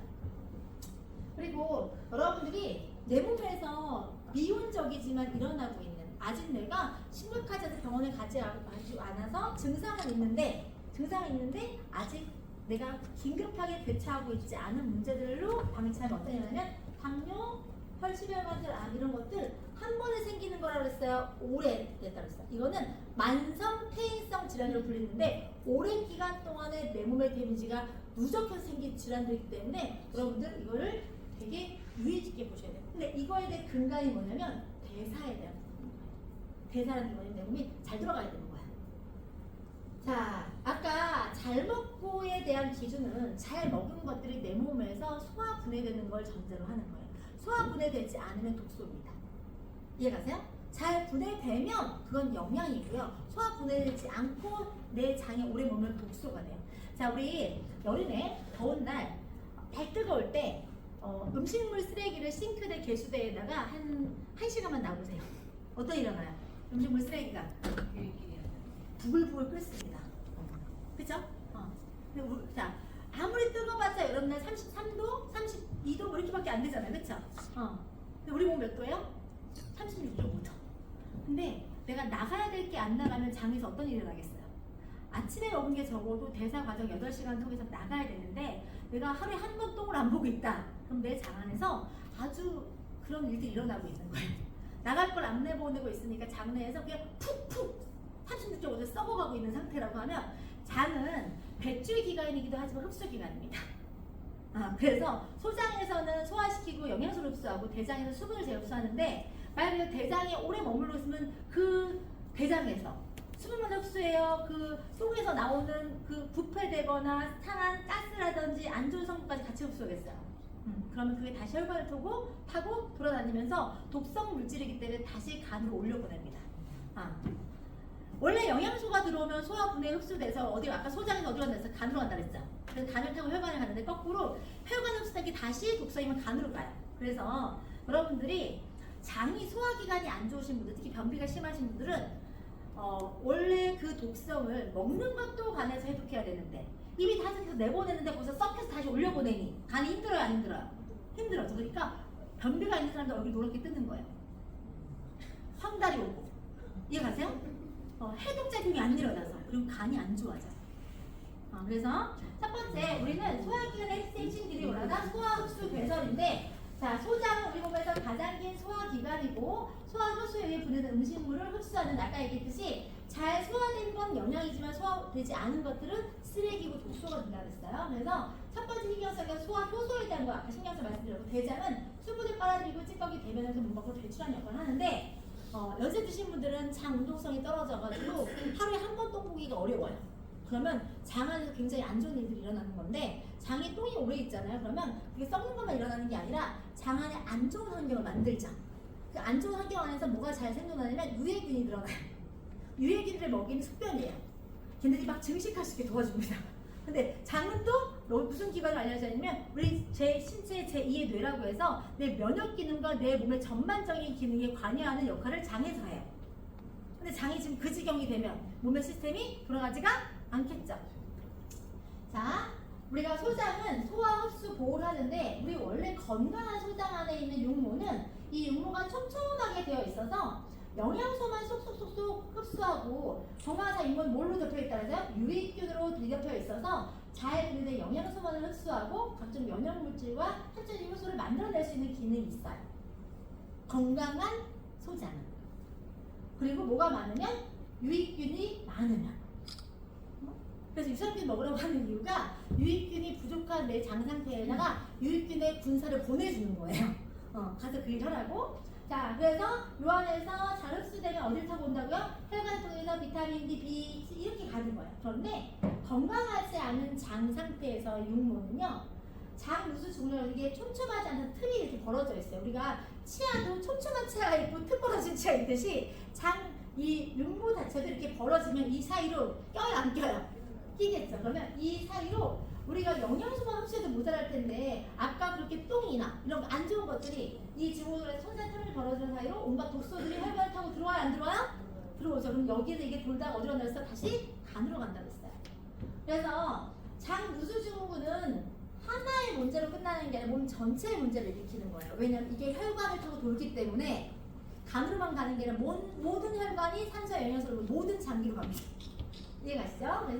그래서 우리가 독소, 미생물이랑 글루텐 같은 것들이 건강한 장벽을 통해서 방어가 돼야 되는데 그게 일어나지 않으면 이렇게 생기게 되면, 자, 이게 뇌로 가면요 우울증과 우리 주의결핍, 그 ADHD 있죠, 이런 것들 만들기도 하고요, 과민함을 일으키기도 하고 갑상선 염, 갑상선 저하증 이런 병들을 다 만성병의 원인이 장누수 증후군이에요. 그래서 장을 케어하는 게 굉장히 중요한데 그런 것들 방법들이 유산균을 섭취하시거나 잘 배설하거나 잘 싸고야 되는 얘기인 거예요. 여기 보시게 되면 이런 거 비염, 충농증, 아니 왜 비염인데 유산균을 먹으래 이런 좀 이해하시죠? 아니 두통이 있는데 만성 두통인데 왜 유산균을 먹으래 이런 것들 자체가 아까 얘기했죠. 이게 독소가 차면요 뇌로 가면요 두통이 와요. 변비가 있으신 분들, 만성 두통에 시달리는 분들이 굉장히 많습니다. 자, 피부가 안 좋은데 왜 유산균을 먹으래? 피부는 장내에 있는 것들을 통해서 개선할 수 있는 면역 기능으로 약해지면 올라오는 게 각종 아토피라든지 건조 이런 것들이에요. 자, 이렇게 소장과 대장이 가지고 있는 역할들을 잘 하고, 만약에 안 한다고 해도 간이 제 기능을 다 하면 그나마 나을 텐데, 간은 내 몸에서 어떤 기능을 하냐면 해독작용을 해요. 몸 안에 들어온 각종 약물이나 술 이런 것들을 다 분해해서 배설되신 형태로 해서 소변이나 담즙으로 배출하는 해독작용을 하고요. 또 하나는 혈액이 흡수되어서 몸으로 들어간 균은 간을 거치면서 토포세포라고 하는 세포를 통해서 면역살균작용으로 제거가 돼요. 그러니까 간이 되게 중요한 역할을 하는 거예요. 자, 근데 피고 나면 아까처럼 잘 대사가 되지 않게끔 만들어주면 간이 제 기능을 못하죠. 그리고 살이 찌면, 지방간이 되면 간이 또 제 기능을 못해요. 그래서 간에 대한 대사를 신경을 쓰셔야 돼요. 자, 우리 몸 안에서 그렇게 전체적인 영양소 운반되는 것들이 혈액인데, 혈액이 우리 몸에서 영양과 산소 운반하는 역할을 하는데 총 길이가 몇 바퀴래요? 지구 2바퀴 반 정도에 되는 길이래요. 그러면 이 혈액에 대한 신경도 쓰셔야 되는 상태인 거죠. 제가 여기 계신 분들 중에서 아까 뭐가 걱정이세요? 여쭤봤을 때 여기 계신 대부분의 분들이 이런 걱정되는 거를 해결하기 위해서 전문가한테 상담받는다는 이유로 병원에 가셨을 거고, 병원에 가시게 되면 이 맞는 처방이라고 아까 얘기했듯이 현대의학적인 방법을 처방해 줬을 거예요. 그런데 그렇게 처방해 준 약들이 이렇게 쭉 있을 거예요. 그러면 이런 것들이 약들이 쭉 있는데 이 약들이 가지고 있는 기능도 있지만 부작용이 더 많습니다. 위산이 막 속이 막 쓰려서 먹고 싶어서 위산분 몇 개를 먹었더니 불임과 치매와 심장마비와 뇌졸중과 골다공증 만든대요. 쓰린 게 낫겠어요? 저기 치매 걸리면 이게 같아요? 당뇨약을 먹었더니 위장장애 저혈당 신부전이라는 심장이 안 뛰는 역할을 하는 거예요. 멈춰버리는 거예요. 동맥경화 체중과 구토, 여성 호르몬제를 내가 따로 먹었더니 심혈관 질환과 이런 다품 예방을 유방암, 내가 호르몬이 부족해서 좀 생기는 질환들을 약으로 처방을 사용했더니 암을 얻었대. 그러면 안 될 거 아니에요. 자, 그리고 히스타민제 같은 거 먹었더니 이런 것들이 생긴다는 거예요. 자, 이 부작용도 문제가 되지만 전 세계 양약 의존율 1위가 우리나라입니다.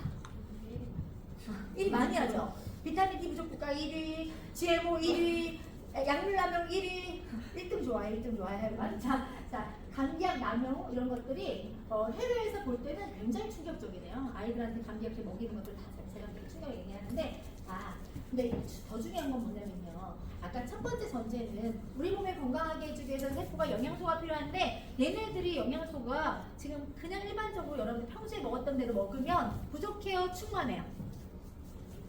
부족해요. 100% 부족해요. 근데 그 부족을 넘어서서 이런 약재들을 먹으면 이 약재들이 내 몸에 독소기 때문에 얘네들을 희석시키거나 중화시키기 위해서 또 영양소가 또 고갈됩니다. 그러니까 지금 내 몸에 안 좋은 짓을 지금 가속화시키고 있는 상태인 거예요. 그래서 약물로 내가 처방하면 내 본연의 내 몸에 필요한 세포가 필요한 먹이, 세포 밥을 굶겨가면서 지금 내 몸에 데미지를 부작용으로 주고 계신 상태가 됩니다. 자, 그렇다 보니 이런 모든 문제에 대해서 하버드대 공중보건팀에서는 2003년도부터 이런 식품 피라미드를 내놓으면서 기본적으로 이런 음식들을 먹지만 종합 비타민과 비타민 D를 매일 먹어야 된다고 이야기하고 있어요. 자, 그런데 영양제를 먹을 때 굉장히 고민이 많죠. 우리는 전문가가 아니라고 영양제를 어떻게 골라야 될지 잘 모를 수 있거든요. 저도 그랬기 때문에. 그러면 어떤 기준으로 갖고 영양제를 골라야 되느냐? 추천해 주시는 분들은 왜 이렇게 많으세요? 외국의 경우에도 생화학 분야에서 세계적으로 권위를 인정받고 있는 라일 맥길리엄이라고 하는 박사가 캐나다 보건부 장관의 권유로 국민의 알 권리를 위해서 시중에서 유통이 되는 영양제와 건강기능식품의 품질을 평가해서 뉴트리셔널 서플리먼트라고 하는 영양제 가이드북을 만들었는데요. 실제로 캐나다 국민들은 이 가이드북을 참고로 해서 영양제를 선택을 하기도 한다고 합니다. 그리고 미국에서는 소비자 단체인 컨슈머랩에서 영양제 라벨에 쓰여 있는 함량이 실제 제품 속에 들어있는 그 함량과 일치하는지 실험을 해서 합격한 제품과 불합격한 제품을 공개를 해서 이 소비자들이 똑똑하고 안전하게 영양제를 선택할 수 있게 하고 있습니다.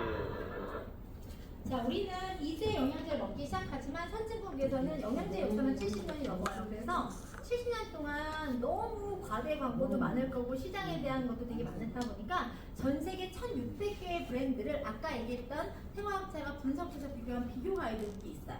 그래서 이 오랜 기간 동안 이 비교 가이드북에 대한 내용들을 가지고 참고해서 보고 있고 이 비교 가이드북에 대해서는 여혜서 박사도 이렇게 선택해서 먹으라고 이야기하고 있어요. 자, 그 비교 가이드북 안에서 1600개 브랜드 중에서 최고 평점과 최고 흡수를 가져가고 있는 게 유산화예요. 근데 왜 저희가 잘 몰랐을까 이런 얘기하시는 분 많은데요. 자, 영양제만 전문으로 40년 넘게 만들어온 그 전문 기술력을 갖고 있는 회사인데요. 대부분 보통 영양제를 언제 찾아요? 평소에 찾아요? 아플 때 찾아요?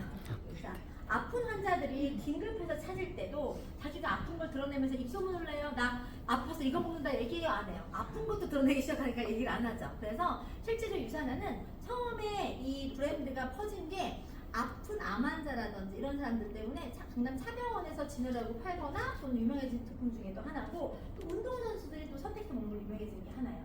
그리고 어떤 분이 이렇게 얘기해요. 그렇게 좋은 제품이라고 하면 왜 제가 몰라요? 이렇게 얘기해요. 제가 그런데 어떤 질문을 하냐면 이탈리아에는 수십 개의 명품 브랜드가 있는데 명품을 다 아시냐고 여쭤봐요. 본인이 모른다고 해서 명품이 아닌 게 아니잖아요. 그쵸? 어떤 사람은 명품에 관심이 있으니까 로고 하나만 봐도 빡빡 아는데 우리 리더님께서 명품 로고 보시면 저의 셀린인지 팬인지 아세요? 잘 모르죠. 그렇죠. 관심이 없는 분 모르는 거예요. 근데 저런 유산에 관심 있는 분들은 건강에 관심이 있거나 기능 향상 원하는 분들은 다 알아요. 그래서 자, 제가 아까 산화 테스트, 자, 영양제라고 하면 다 똑같은 기능을 할 것인가에 대한 실험을 하나 보여드릴 건데요. 이건 동일 조건 안에서 물에다가 비커에다 물을 담고 여기에다가 각자가 얘기하는 아까 얘기했던 항산화, 우리가 사과가 깎아놓으면 갈변을 하는데 그 갈변을 막기 위한 역할을 항산화제가 하는 거거든요. 그러면 내가 그 비커에 물에다가 항산화제라고 하는 각종 비타민들 브랜드를 넣어놓고 얘가 사과를 어느 만큼의 항산화로 보호하는지를 실험을 한 거예요. 동일 조건으로 보여드릴게요. The following video shows the effects of the environment on living organisms and the protection provided by different supplements. To start, 7 apples were sliced and placed into individual cups of water, each with a different supplement. 우리가 만나는 사건에 비교하게 되는데 그 어떤 문제를 보면 Changes that are seen in the apples are due to a process called oxidation. Oxidation can be seen in the browning of a cut apple. Once the flesh of the apple is exposed to oxygen, free radicals are released and cause cell 오일이 damage. 지나면 Free radicals are atoms that are no longer stable and cause damage to other atoms or cells. This damage is thought to lead to cancer, neurological changes, and other health problems. Antioxidants are able to bind to these free radicals, preventing them from doing further damage. 이 제품이 서로 변화를 막아줄 거다. After 5 days, the cell damage done to the apples is obvious, as is the 자, 우리 level of 건강을 protection 위해 provided 사과를 by the tested 꺼내줍니다. supplements. These changes are a natural process. Imagine the changes occurring to human cells when exposed not only to environmental toxins, but also smoking, drinking, poor eating habits, and other 건강에는 unhealthy 이거 굉장히 activities. 저가의 제품이거든요. Be careful of your choices when it comes to supplements. Most do not deliver, and what you 여러분들이 buy 동일 is a waste of 조건에서 money. 같은 실험을 했을 This 때 leaves 내 only 몸에 one 어떤 question. 기능을 할지를 Which supplement do you want protecting your body? According to this test, the answer is clear. 자, 지금 제가 왜 보여드렸냐면요. 제가 주변에 여쭤보다 보면 영양제를 먹는데 남이 권해서 먹거나 싸다고 먹거나 쉽게 먹는 분들이 되게 많은 거예요. 아까 보셨던 제품들 중에서는 코스트코에서 사거나 또는 마트에서 저렴하게 살 수 있는 제품도 있고요. 또 TV 광고도 하는 제품들이 있는데 그 제품들이 내가 그냥 일반 물에다 넣어도 저만큼은 안 썩어요. 저 실험하고 또 하나가 있는데 동일 조건에서 물, 그 다음에 센트륨, 또 유사 하나 있고 센트륨 들어보셨죠? 센트륨. 송중기가 선전하고 오연수가 선전했던 그 유명한 제품을 비교를 했을 때 일반 물보다 더 빨리 썩어요. 그래서 우리 센트륨은 화분에도 주지 말라고 얘기해요. 우리가 먹는 이유의 목적이 뭐죠? 내 몸에 프리레티칼 항상산화를 중화하거나 보호할 수 있는 힘을 주기 위해서 돈 주고 사 먹는 건데 그게 더 손상을 가속화시키면 아까 뭐 시커멓게 썩게 만든다고 하면 안 먹는 한 못한 거예요. 그래서 우리가 선택하는 기준은 뭐가 되냐면 내 몸의 기능을 높여줄 수 있는 것들이 검증되어 있는 봐야 되는 거. 그거를 그냥 단지 싸다는 조건으로 구입하는 게 아니라 그거에 대한 효과성과 데이터를 확인하고 먹어야 되는 게 필요하다. 왜 유산화가 이런 제품을 만들어낼 수 있었냐면 아까 보셨다시피 데이터가 전 세계 1600개 중에 1위를 했어요. 전 1600개. 왜 이게 가능한지 보여드릴게요. 유산화의 창립자는 마리에트 박사님인데요. 어떤 창립 이념을 만들었냐면 이제 아까 보셨다시피 진단을 해가지고 무언가를 만들어서 질병을 진단해서는 문제가 해결되진 않죠. 이분의 부모님, 형제들이 다 뭘로 돌아가셨냐면 만성세인선 질환 중에 하나인 심혈관과 암으로 돌아가세요. 근데 이분이 뭐 했던 분이냐면 1974년도부터 걸 연구소라는 걸 설립을 해서 여러분들이 병원 가면 진단할 때 쓰는 진단 키트 있어요. 시약. 무슨 병, 무슨 바이러스 이런 것들을 진단할 수 있는 키트를 전 세계 30여 종을 개발해서 상용화시킨 분이에요. 그래서 진단의학의 아버지, 뭐 진단의학의 최고 권위로 알려져 있는데 실제로 이렇게 진단을 했다고 해서 그 병이 개선되는 건 아니죠. 근데 이 진단을 하려고 하면 기본적으로 인체를 막 임상실험을 할 수가 없잖아요. 그래서 어떤 식으로 그 바이러스를 진단할 수 있는 키트를 개발하게 되냐면 세포 배양 실험을 해요. 인체 세포 배양 실험을 하는데 인체 세포 배양 실험을 하다 보면 동일 조건에서 세포 배양을 했을 때 어떤 세포는 균이나 바이러스에 대해서 취약하고 어떤 건 병에 걸리지 않는다는 걸 알게 돼요. 아까 봤듯이 면역력이라고 하는 게 높으면 영양 상태가 좋으면 그 세포가 가진 힘이 높아서 병에 안 걸린다는 거예요. 그러면 뭐만 높이면 되는 거예요. 병에 걸려서 진단하는 걸로 포커스를 가져가야 돼요. 병에 안 걸리게 예방할 수 있어야 돼요. 예방할 수 있어야 되는데 예방을 하려고 봤더니 실제적으로 이분이 이렇게 해서 이 진단을 만들고 했는데 이분이 선물 받은 영양제를 그러면 영양제만 먹으면 영양제만 잘 챙겨 먹으면 예방이 되겠네 라고 해서 선물 받은 영양제를 가지고 세포 배양을 해봤어요. 배양이 됐다 안 됐다? 안 되는 거예요. 무슨 무슨 얘기냐면 여러분이 시중에 경험하고 있는 영양제들은 어떠한 경로를 통해서 만들어지냐면 자 오늘 비타민이나 성분병사에서 뭐가 좋다고 하면 다음날 홈쇼핑에서 동결 건조된 가루들이 판매가 되고 있어요. 이해가세요? 어떤 임상이나 연구로 나오는 게 아니라 유효 성분에 대한 검증도 없이 나오는 식품들이 굉장히 많은 거예요. 그런데 우리는 실제적으로 목적이 뭐였냐면 세포 분열하게 하고 세포를 배양할 때 썼던 포뮬러가 있고 일반 기능식품들 같은 경우에는 그런 기능에 대한 기술도 없지만 검증도 없는 상태에서 나오니 실제적으로 세포의 먹이가 될 수 있는 세포 밥이 될 수 있는 능력이 안 되는 거예요. 그러니까 일반 시중에 나오는 영양제를 먹어서는 세포가 건강해질 수 있다 없다? 없다. 근데 우리는 이미 세포 배양을 할 때 썼던 포뮬러가 있잖아요. 지금 74년도부터 우리 뭐 했냐면 진단 그 키트 만들기 위해 세포 배양해서 그걸 임상했다니까요. 그러니까 이미 가지고 있는 포뮬러를 세포의 밥으로서 세포의 영양으로 제공하겠다고 만든 브랜드가 유산화가 된 거예요. 그래서 1992년에 진세세포 영양을 위한 유산화가 설립이 돼서 현재 33년 동안 전 세계에 유통이 되고 있는 회사고 연구개발, 임상, 제조, 유통을 저희가 다 합니다. 예를 들어서 여러분들이 경험하는 회사들은 대부분 연구개발 시설도 없을 뿐더러 제조도 딴 데서 하고요. 유통하는 회사들이 되게 많아요. 자, 아모레에서 영양제를 만드는데 아모레에서 만들 것 같으세요? 안 만들어. 딴 데서 OEM 맡기는 거예요. 딴 데서. 그래서 제조사, 판매사가 틀리죠. 그래서 저희는 연구개발, 제조, 유통 판매사가 단일한 거예요. 그래서 모든 제품에 대한 이런 것들에 대한 연구개발, 임상, 제조, 유통을 모든 과정을 저희가 직접 관리하고 150명 이상의 전문 연구진을 저희가 보유하고 있어요. 여러분이 어떤 제품을 신뢰하고 먹을 때 여러분 전문가가 아니세요. 그렇죠? 여러분의 주변에 있는 불과 7년, 10년 경험한 의사가 전문가는 아닙니다.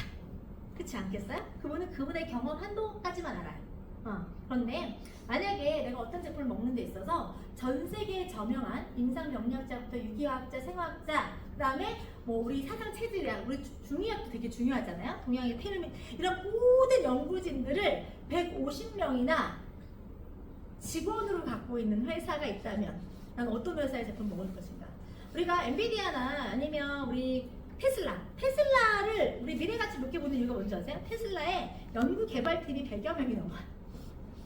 그렇다는 얘기는 본질적으로 제품의 가치를 높이기 위한 그거에 집중한다는 얘기고 저는 이 회사를 만나기 전에 수많은 회사를 비교 분석해봤는데 어느 회사도 자기들이 연구진 이만큼 갖고 있는 회사가 없습니다. 연구진이 없는 회사가 대반. 연구진 있다고 해도 한두 명, 세 명 정도. 그리고 직접 제조하지도 않아요. 그럼 저라면 영양제 고르는 데 있어서 나는 내 건강을 누구한테 맡길 것인가? 전 세계 저명한 150명이 나의 전문 말 그대로 카운셀러, 나를 백업해줄 건강을 백업해줄 수 있는 전문 의료진을 나를 두고 있는 그런 회사의 제품을 선택해서 먹을 것이냐가 굉장히 중요한 거죠. 그래서 보시게 되면 150명 이상의 전 세계 최고 권위자들 저희는 월급쟁이 연구진을 두고 있는 거예요. 소속된. 자, 만약에 저희도 연구진이 많습니다 하는데도 물어보세요. 월급쟁인지 자문위원단인지. 자문위원단은 필요할 때 의뢰해서 온 게 자문위원단입니다. 직접 생산을 저희가 다 하고 있고 전 세계를 생산 자체 같은 것도 저희가 어떻게 생산하냐면 여러분 잘 아셔야 돼요. 식품을 제조하는 기준과 기능식품을 제조하는 기준과 의약품을 제조하는 기준은 다릅니다. 최상위의 그 까다로운 기준은 어딜까요? 그렇죠. 왜? 면역력이 떨어져 있고 취약한 환자를 먹기 때문에 자궁 하나도 리스크가 될 수 있기 때문에 가장 고상위층의 어떤 까다로운 조건을 가지고 있는 거예요. 그런데 저희는 건강기능식품 회사임에도 불구하고 의약품 제조 전문업체에 등록이 되어 있고 연구기관도 등록이 되어 있고 실제로 전 생산 공정 자체를 미국 식품의약품안전청의 FDA GMP 인증받아 나오는 제품이에요. 그러면 A라는 회사는 말 그대로 어디서 어떻게 제조됐는지를 내가 검증할 수 없고 생산시설 자율 기준도 식품 기준이고 B라는 회사는 원재료 수부터 제조 공정까지 전체를 다 의약품 제조 기준으로 국제적인 규격 안에서 검증받고 인증받아 나온 제품이라면 우리는 후자를 선택하는 게 안전하죠. 우리나라는 그렇게 하고 있고 이미 25개국에서 오랜 기간 동안에 안전함을 검증받았고 이 제품을 통한 임상이 있단 말이에요. 여러분 생각해 보세요. 수십 년 동안에 이 제품을 통해서 건강을 개선한 데이터가 있다면 신뢰하고 먹을 수 있겠죠. 유산화만의 대체의학 전문병원을 갖고 있어요. 이 병원은 멕시코에 위치하고 있고 사노비부 병원이라고 하는 곳인데요. 이 병원에서는 중증 말기 암 환자나 페니성 질환이 있는 사람들이 가서 비타민 요법과 해독 작용을 통한 그 치료를 전인적 치료를 통해서 개선한 걸로 유명해져서 KBS 9시 뉴스에 보도된 병원이 이 병원이에요. 저희 병원이거든요. 그러니까 제조하고 유통하는 걸 넘어서서 이 제품의 가치가 20년 넘게 구현되고 있는 것까지 증명할 수 있는 데가 여기라고 생각하시면 돼요. 그 쬐끄만 구멍가게 아니고요. 뉴욕 증시에 상장된 대기업이에요. 상장 이후에 유산하는 폭발적인 성장을 했고요. 만약에 들어서 주가 상승률이 60배 이상 성장한 대기업이에요. 자, 쿠팡의 성장률과 유산의 성장률 부채비를 보시면 아실 때 기업 가치는 계속해서 화면을 확인할수록 더 신뢰를 줄 수 있는 거라고 생각하시면 될 것 같아요. 자, 유산화가 가지고 있는 능력은요.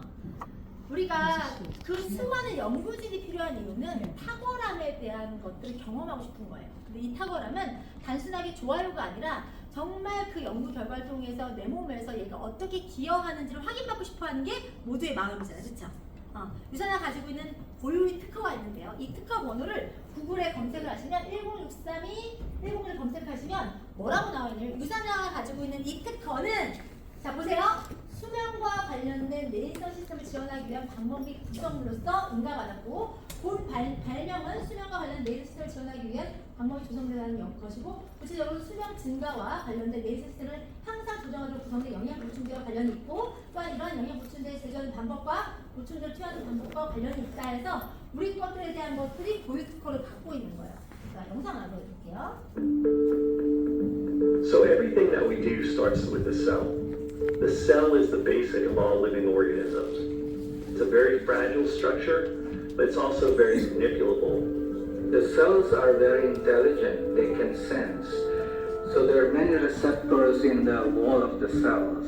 The communication is both outgoing and incoming. Any signal that we give to our cell or that they send to each other can have huge impacts on our overall well-being. We are always trying to upgrade our products. The Essentials is one that constantly receives upgrades. We went through every single ingredient on the label, and is this enough? Is there another ingredient that we can put in that will help with bioavailability or help this ingredient do what it does? We research to find out what is the optimum dosage for each of the ingredients. And it's a lot of work to nail down a specific dose. They have to do the cell study and clinical study. We were looking at these herbal ingredients that were known to activate antioxidant systems. And so instead of just getting the traditional antioxidants, vitamin C, vitamin E, we have this herbal complex that was working through your internal mechanisms to fire up antioxidant processes. We call this activation process intelligence technology. There are millions of different cell signaling pathways in our bodies, and all of them are sending signals up and down and through your body. It can be difficult to have a signal be heard through that noise. And so with the Intelligence blend in Cell Essentials, our goal was to help that specific NRF2 signaling pathway be heard above the noise. Cell Essentials is an evolution of USANA's nutritional technology. So it's got the benefits of both the vitamin mineral technology, the very best, the antioxidant technology, which we perfected over the last 30 years, plus new cell signaling technology that we've developed over the last decade. And intelligence technology is still in its infancy, but we've still got many decades left of development. There's so many permutations, so many options that we can do with improving human health. It's a major step towards our greater goal of empowering everyone to proactively take control of their health. 보셨는데 이 가지고 있는 그 미국 특허 자체가 우리가 아까 얘기했듯이 건강 수명을 연장하는 아까 최대 수명을 연장할 수 있는데 굉장히 큰 기여를 할 거예요. 그래서 기본적인 노화의 원인의 기전을 억제하고 만성 질환에 대한 감소 효과를 가지고 있기 때문에 유산화는 이런 기능성에 대해서 팩트로 가지고 있는 거라고 생각하시면 돼요. 자, 그래서 세포에 영향을 주고 보호를 하고 재생을 하고 신호를 줄 수 있는 이렇게 모든 것들이 잘 돌아간다면 어떻게 되겠어요? 아까 얘기했듯이 72세의 나이를 갖고 있는 사람이 40세의 생차례를 가질 수 있게끔 만들어줄 수 있다고 생각하시면 됩니다. 그래서 800개 이상의 저희가 전문가로서의 수상도 받았고요. 그리고 아까 얘기했듯이 대외적인 인증을 통해서 제조 기준이라든지 근데 기능성에 대한 것도 검증을 받았어요. 내가 먹는 영양제가 부작용은 없는데 기능적으로 심혈관 질환이라든지 고혈압이라든지 하다못해 내 몸에 항산 능력이 있다는 것들이 검증된 데이터가 있다면 의사들이 처방하는데 참고해서 쓰는 처방전에 등록이 되어 있다고 하면 더 안전하게 신뢰하고 먹을 수가 있겠죠. 자, 그래서 우리나라에서도 유산화가 가지고 있는 유산화 제품에 대한 종합 비타민은 최고의 상을 여러 차례 수상했어요. 6년 연속으로 종합 비타민 1등을 보건복지부에 설정한 거 나왔고요. 체중 조절식도 나왔고요. 그래서 많은 부분에서 최고의 상을 수여하고 있다. 그렇기 때문에 전문가들도 물론 선택해서 먹지, 운동선수들, 몸이 자산인 사람들이 선택해서 먹고 있어요. 자, 여러분들이 알만한 사람들도 우리나라에서는 수많은 사람들이 지금 선택해서 먹고 있는데 대한농구협회 공식 후원사이기도 하고 프로야구부터 저희가 후원을 안 하는 데가 없어요. 이상원 선수부터 다 먹고 있어요. 자, 그런데 대표적으로 한 분이 있는데 자, 이정우 전 보여요. 이 사람에 대해서는 아직은 모르지만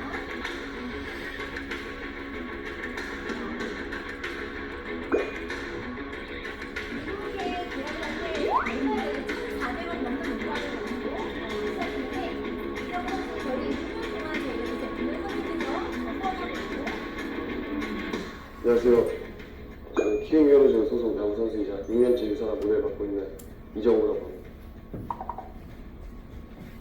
제가 성장을 했을 때부터 저를 도와주신 게 아니라 어떻게 보면 유산화와 함께 커왔다고 해도 과언이 아닐 정도로 어린 시절부터 함께했고 또 좋은 성적을 냈고 함께한 시간 동안 좋은 성적을 바탕으로 또 더 큰 꿈을 꾸게 해줘가지고 감사하다고 표현하고 싶습니다. 우선 경기를 나가서 잘하는 게 제일이고 그러기 위해서는 피로 회복도 빨리빨리 잘해야 되고 또 항상 좋은 컨디션으로 경기에 나서야 된다고 생각하기 때문에 유산화 제품들이 저의 그런 경기력 향상이나 제가 좋은 퍼포먼스를 내는데 도움을 많이 줬고 또 6년째 섭취를 하면서 야구를 했기 때문에 안 먹으면 좀 몸이 좀 이상할 정도로 당연히 섭취하는 그런 제품이 되어버려서 꼭 섭취하는 것 같습니다. 헬스팩 같은 경우는 또 제가 만약에 원형 경기나 이런 거 갈 때 이제 좀 다른 비타민으로 섭취를 못해도 저는 들고 다니기 편하기도 하고 또 그냥 탈탈 털어서 먹기도 편리하기 때문에 항상 헬스팩을 지니고 다니는 것 같습니다. 주변에서 다른 선수들이 달라고 하나요? 달라고 하죠. 저는 솔직히 이런 거 좋은 거 있으면 나눠 먹고 싶은 마음이 커서 선수들도 보냈었고 또 직접 사서 먹는 선수들도 있고. 유산화 가족분들에게 좀 말씀해 주시면 좋을 것 같습니다. 2024년이 시작되었습니다. 저도 항상 유산화 제품을 섭취해서 항상 건강히 보내고 있는데 우리 유산화 가족분들도 유산화 제품 많이 섭취하셔서 또 건강한 한 해 보내셨으면 좋겠습니다. 유산화 화이팅! 작년에 미국 가기 전에 저희가 찍은 영상인데요. 이렇게 자기가 1,400, 1,500억의 몸값을 갖고 있는 사람이 자기 몸에 함부로 아무거나 듣지 않겠죠. 그래서 우리가 가지고 있는 제품의 같은데요. 이정우 선수가 제일 좋아한다고 하는 것들이 여기 헬스팩이 나와 있는데 우리는 가장 기본을 챙겨야 될 게 뭐냐면 기초 영양인 거예요. 아까 이 종합 비타민이고 종합 비타민 제가 나와 있는 것들이 이렇게 헬스팩과 세센셜스 이런 것들이 나와 있어요. 자, 우리가 제일 첫 번째로 권하는 건 뭐부터 먹어야 돼요? 라고 물어보면 밸런스 있게 종합 비타민, 아까 얘기했던 비타민 미네랄의 밸런스가 맞는 거 14가지 비타민과 9가지 미네랄 그리고 식물 영양소가 포함되어 있는 것들을 선택해서 먹어야 돼요.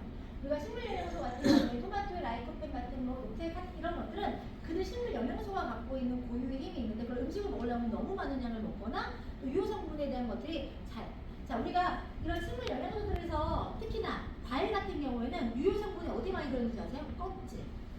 껍질 드시는 분 별로 없잖아요. 그렇기 때문에 특별 유효 성분을 우리가 선택해서 먹는 게 필요한데요. 요거 한 가지만 가지고도 충분하게 1일 아까 필요했던 비타민을 다 섭취할 수 있어요. 우리가 아까 비타민 B고는 3% 이상 되는 거 뭐라고 얘기했는데 다 들어있죠? 그리고 아연과 구리와 망간, 셀렌 이런 것들은 내 몸에서 아까 얘기했던 그 항산화 시스템을 구동하는 데 되게 큰 힘을 주는 영양소예요. 내 몸에서 스스로가 가진 힘을 높여주는 거. 여기 보시면 셀레늄이라고 하는 거 있는데 항암 영양제로 유명해요.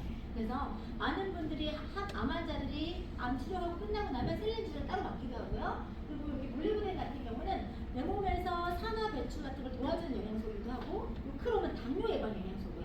요오드는 갑상선 영양소고요. 그래서 내가 몸에 필요하죠. 비오틴은 아까 이 탈모 영양소고요. 그래서 여러분이 필요한 것들이 여기 비타민 C, E부터 내가 각종 스트레스를 좋아하시는 항산화제 물론이고요. 탈모에 도움되는 거, 염증에 도움되는 거, 순환에 도움될 수 있는 게 여기 들어있기 때문에 내 몸에 있어서 중요한 영양 성분이 된다. 만약에 우리의 헬스팩에 들어있는 영양 성분을 음식으로 섭취하려고 하면 어느 정도의 양을 먹어야 되냐면요.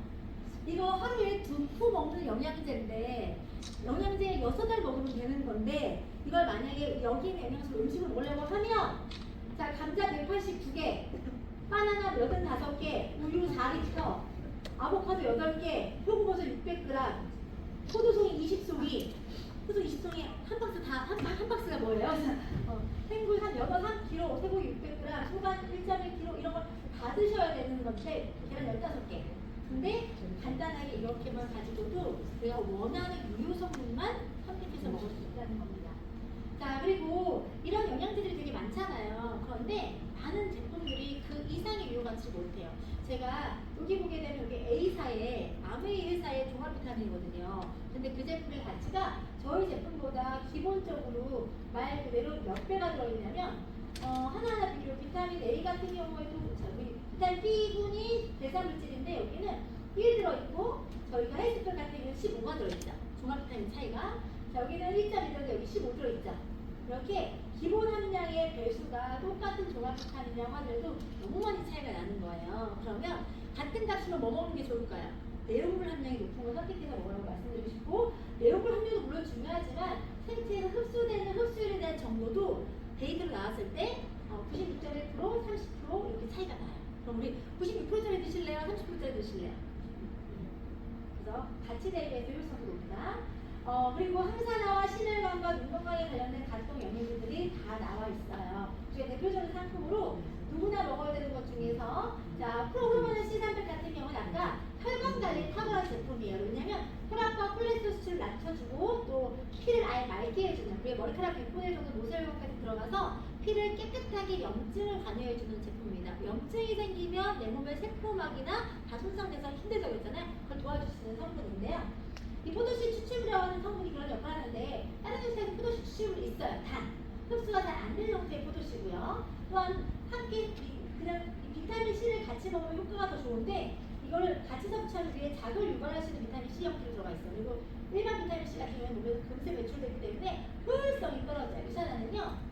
두 가지를 한 가지 형태로 만들어서 시너지를 발생시켰고요. 또는 혼합 비타민을 사용해갖고 효과가 시간차로 흡수되게끔 만들어서 지속성에 대한 걸 높였기 때문에 다른 기능성을 가지고 있어요. 그래서 같은 비타민 C라고 해도 틀리다 포도씨라고 해도 우리 누구나 다 먹어야 되는 게 오메가3인데요. 오메가3가 하는 역할은 첫 번째는 혈중 중성지방 개선, 두 번째는 그 두뇌나 망막의 구성성분으로서 가지고 있는 역할, 세 번째는 염증에 도움을 주는 게 오메가3에서 누구나 다 반드시 먹어야 되는. 아까 배갈 먹는 사람이 반드시 먹어야 된다면 뭐 먹으라면 오메가3 꼭 먹으라고 얘기했어요. 자, 그러면 근데 이 오메가3가 어유에서 추출하기 때문에 어유는 아까 뭐 노출 신경 써야 된다 그랬어?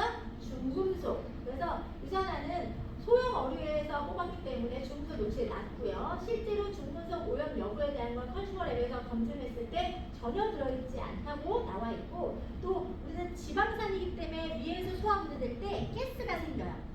그래서 틀에는 자동으로 나오게 되어 있어요. 오메가3 먹으면 역한 냄새 올라오는 게 여기서 소화되면서 푹 하고 가스가 올라오기 때문에 그런 거거든요. 근데 유산화는 비린내 방지를 위해서 레몬오일이 들어가 있고 또 기름이니까 쩔어요. 우리 어르신분들 기름병 같은 경우 어두운 색 쓰잖아요. 그런 것처럼 쩔어 있는 기름이 안 되게끔 산화가 안 되게 산화 방지제 비타민 E가 들어가 있어요. 또 하나는 뭐가 들어있냐면 이 안에 우리 아까 비타민 D는 지용성이라고 말씀드렸잖아요. 그렇죠? 비타민 D까지 같이 들어있는 오메가라서 그 탁월함을 갖고 있다고 생각하시면 돼요. 자, 오메가3는 누구나 필요하다. 자, 임산부, 수유부가 태아, 뇌는 망막이 필요하고 어린이 중에 시력관리 필요하고 성은 다 필요한 거예요. 그래서 오메가3를 섭취 전과 후에 이것들에 대해서 학습 능력과 이걸 했을 때 오메가3 섭취하고 그렇지 않은 거에 대한 외우기나 이런 것들도 완전히 달라서 우리가 두뇌 영양소라고 알려져 있는 게 오메가3예요. 자, 만약에 임산부가 임신 중에 오메가3를 먹으면 태아가 만 3세가 될 때까지 일반적인 아이들보다 DH 함량이 3배 이상 높습니다. 그래서 임산부가 반드시 먹어야 되는 영양소로도 알려져 있어요. 자, 근데 오메가3 차이는 뭐냐면 일단 다른 회사들 거는 오메가3 지방산 자체의 함유가 낮아요. 그리고 순도가 낮아서 우리가 이걸 얼려서 먹거나 하면 뿌예요. 원래 오메가3는 얼어야 돼요? 안 얼어야 돼요? 안 얼어야 돼요. 만약에 집에 있는 오메가가 순도가 높은지 낮은지 비교하고 싶다면 냉동실에 얼려보세요. 냉동실에 얼다. 그러면 거기는 오메가3 기름만 들어있는 게 아니라 물도 들어있는 거예요. 물이 들어있다는 거는 산화되기가 쉽고 순도가 떨어지는 거니까 드시면 안 됩니다. 그리고 자 생선 비린내가 나서 불편한 부분이 있는데 우선화 같은 경우에는 고농축 오메가3를 썼고요. 비타민 D가 들어있고 비린내를 최소화했고 정제 기술 자체가 높아서 오염도가 없는 걸로 알려져 있어요. 자 다른 회사 오메가3를 이 소비자 컨슈머랩에 등록해 봤더니 기준 함량치보다도 다 낮게 들어있는 거예요. 그래서 여러분들이 라벨대로 들어있는지를 비교할 때도 유산화는 이 컨슈머랩에서 100% 만족해서 소비자한테 6년 연속 1위를 한 게 유산화라고 생각하시면 돼요. 그러니까 내용물대로 들어있지도 않더라 다른 회사들은. 자 이제 뼈, 연골, 여성 건강 영양제를 볼 건데요. 그 대표적으로 우리가 글루코사민 한번 볼게요. 일반적으로 관절 건강, 관절 있었죠, 관절. 자, 관절 건강에 많이 쓰는 게 뭐냐면 글루코사민을 많이 써요. 그런데 글루코사민 자체를 저희는 어떤 형태로 넣냐면 일반 다른 회사 글루코사민 같은 경우에는 콘드로이친만 함유하고 있어요. 그리고 연골 조직의 플라는 행동을 지원하는 콘드로이친이 가지고 있는 기능이거든요. 이게 다라고 하면 유산화의 글루코사민은 똑같은 우리 글루코사민을 가져간다고 하더라도 메리바, 커큐민이라고 하는 성분을 메리바 커큐민으로 만들어서 일반 것보다 39배의 흡수를 증가시켰어요. 그래서 특허되어 있는 걸로 쓰고 있고요. 똑같이 이 가지고 있는 그 글루코사민 능력이 콜라겐 합성과 연골 조직에 도움을 주고 있고요. 그리고 여기 안에 망간이 들어있어서 관절 윤활 및 퓨전 강화 역할을 해줘요. 이 저희가 쓰고 있는 커큐민은 염증을 잡아주고요. 항산 능력도 있어요. 근데 시방 추출 강화, 카레 이게 다 여기 들어있는 성분이라고 생각하면 돼요. 그래서 저희는 하나하나가 다 차례라는 제품으로 만들어지고 있다. 아까 중요한 거 뭐라고 했어요? 장의 대표적인 상품으로 제가 유산균 한번 볼게요. 장 대사에 있어서 아까 장루수 증후를 막아주기 위해서는 뭐가 필요하다고 했어요? 장 육모가 건강하게 유익균으로 덮여 있어야지만이 장루수를 막아줄 수 있다고 했잖아요. 그러면 유산균을 먹어야 되는데 일반적인 유산균들의 종류가 너무너무 많다는 거예요. 그쵸? 유산균 많아요, 안 많아요? 많아요. 다들 유산균 먹어야 된다는 거 아는데 어떤 유산균을 먹어야 되는지 몰라요. 그러면 유산화의 유산균은 자, 50대 50의 균형으로 배합된 BB12와 LGG가 나와 있는데 이 BB12와 LG균이 뭔지를 아셔야 돼요. 예를 들면 우리가 군대를 가져간다면 사병이 많은 게 좋아요? 특공대가 많은 게 좋아요? 특공대가 많은 게 좋은 거예요. 왜냐하면 특공대는 능력이 일반 사병이 몇 배를 하잖아요. 그쵸? 자, 사병 100명 있는 게 좋겠어요? 특공대 100명 있는 게 좋겠어요? 특공대 100명. 자, BB12는 대장에 서식하면서 기능을 하는 거고 LG는 소장에 서식하면서 하는 거예요. 우리는 장을 투하할 때 대장, 소장 다 중요하죠. 그래서 이 두 가지가 들어있는 건데 실온 보관도 가능하고 생존력이 높은 프로바이오틱을 썼는데 뭐가 함유되고 있대요? 이눌린. 이눌린은 뭐냐면요. 장내 좋은 균의 먹이가 되는 프리바이오틱이라고 해서 우리 3세대 유산균 얘기할 때 이게 들어있냐 안 들어있냐가 되게 중요한데 유산균의 먹이까지 들어있는 걸로 보시면 돼요. 자, 그런데 이 유산균의 종류가 몇 개를 4만 가지 균주 중에서 가장 많은 점을 밝혀진 최고의 특허 균주가 뭐래요? LGG와 BB2인 거예요. 아까 사병 100이라고 그랬어요. 저기 용병 100이라고 그랬어요. 그래서 보시면 탁월하게 지금 높은 기능성을 가지고 있는데 얘네들이 어떤 역할을 하냐면 일단 LGG는 소화기 계통에 호흡기 면역력에 면역 기능에 구강 건강에 아예 검증되어 있는 균주란 말이에요. 그냥 이거 드시면 좋아요가 아니고 이거를 드시면 이렇게 된다는 게 아예 임상으로 명시되어 있는 기능이란 말이에요. 근데 여러분들이 흔히 먹고 있는 김치 유산균, 비피더스 이런 거는요 되게 싼 균종이에요. 근데 그 기능을 못해요. 아까 얘기했던 4만 가지 중에서 되게 싼. 그러니까 마리수만 보시면 안 된다. 자, 마찬가지로 BB12 균종 같은 경우는 둘 다 장점액 정착률이 높고 높은 위장관 통과 생존율이 있기 때문에 굳이 우리는 캡슐화하지 않아도 됩니다. 냉장 보관하지 않아도 됩니다. 뭐 때문에? 강하니까. 자, 그래서 프로바이오틱에 대한 프로바이오틱은 뭐냐면 이 유익균의 정체를 프로바이오틱이라고 얘기를 하고 이 유익균의 먹이를 프리바이오틱이라고 하는데 우리 유산균은 포스바이오틱에서 두 가지를 다 가지고 있다고 생각하시면 돼요. 자, 또 하나 이렇게 유산균을 먹으면서도 아까 얘기했던 배출에 대한 건 신경을 안 쓸 수가 없어요. 잘 사고가 안 되는 사람 있다 없다? 있다. 자, 나 1일 1동 한다 손 1일 1동 1일 1동이 지금 아닌 경우가 되게 많다는 거. 아까 어디 들어서 썩어서 난리가 나고 얼굴 노랗게 뜰 수 있다고 제가 말씀드렸죠? 그럼 간도 우리가 오고 그러면 우리는 잘 배설하는 게 필요한데 우리가 아까 7대 영양소 중에서 식이섬유가 필수 영양소로 들어갔던 이유가 현대인들이 먹고 있는 박방고 고기에는 배설할 수 있는 능력이 없어요. 예를 들면 식빵을 이만한 거를 여러분들이 갖다가 물에다 풀어보세요. 남아있는 게 있어요? 없어요? 없어요. 다 풀어 흩어지죠. 결국 장은 운동성이 좋지 않아서 물리적인 양이 없으면 이게 밀고 나갈 수 있는 게 전혀 없습니다. 근데 여러분들이 먹고 있는 고기나 빵, 떡 종류들은 소화 분해되면 남는 양이 아예 없어요. 그러면 장에 나갈 게 있다 없다? 없다. 그래서 고기 먹을 때 야채 많이 드세요라고 하는 이유는 야채가 많아야 고기를 먹었을 때 그 고기에 있는 부산물이 작게라도 밖으로 배설할 수 있는 힘이 있는 거예요. 근데 배설하지 못하면 어떤 일이 일어나냐면 장에서 오래 먹으면서 썩는데 단백질이 썩으면서 나오는 가스는 어마어마하게 장 전막에 데미지를 줍니다. 대장암의 첫 번째 그 위험 요소가 뭐냐면 육류 섭취예요. 두 번째는 소주예요. 자, 그러면 술과 고기를 안주로 먹었을 때 대장에 일어나는 화학적인 반응은 장난 아니겠죠. 그런데 그것들이 빨리 나갈 수 있다. 그래서 술 먹은 날 저녁에 들어와서 이걸 한 잔 타서 마시면 그 다음날 술도 빨리 나가요. 아무튼 그래서 이건 뭐냐면요, 장에서 물리적인 양을 늘려서 섬유질을 통해서 내 장에서 배설하는 걸 도와주는 이눌린이라고 하는 성분이 들어있는 식이섬유예요. 그래서 이 식이섬유를 먹는 이유는 첫 번째, 내가 식이섬유를 먹으면 아까 그 당뇨 있죠? 당뇨는 내가 쉽게 몸에서 탄수화물 전환율이 높아지면 당 쇼크가 와서 당 대사가 안 되는 게 당뇨인 거예요. 그러면 우리는 뭘 해야 되냐면, 자, 백미와 현미가 있습니다. 뭐가 GI가 높아요? 백미가 GI가 높아요. 당뇨 환자들 백미 먹어요, 현미 먹어요? 현미. 자, 백미와 현미가 있으면 차이는 뭐냐면요, 곡물을 더 정제했냐 안 했냐의 차이가 있는 거예요.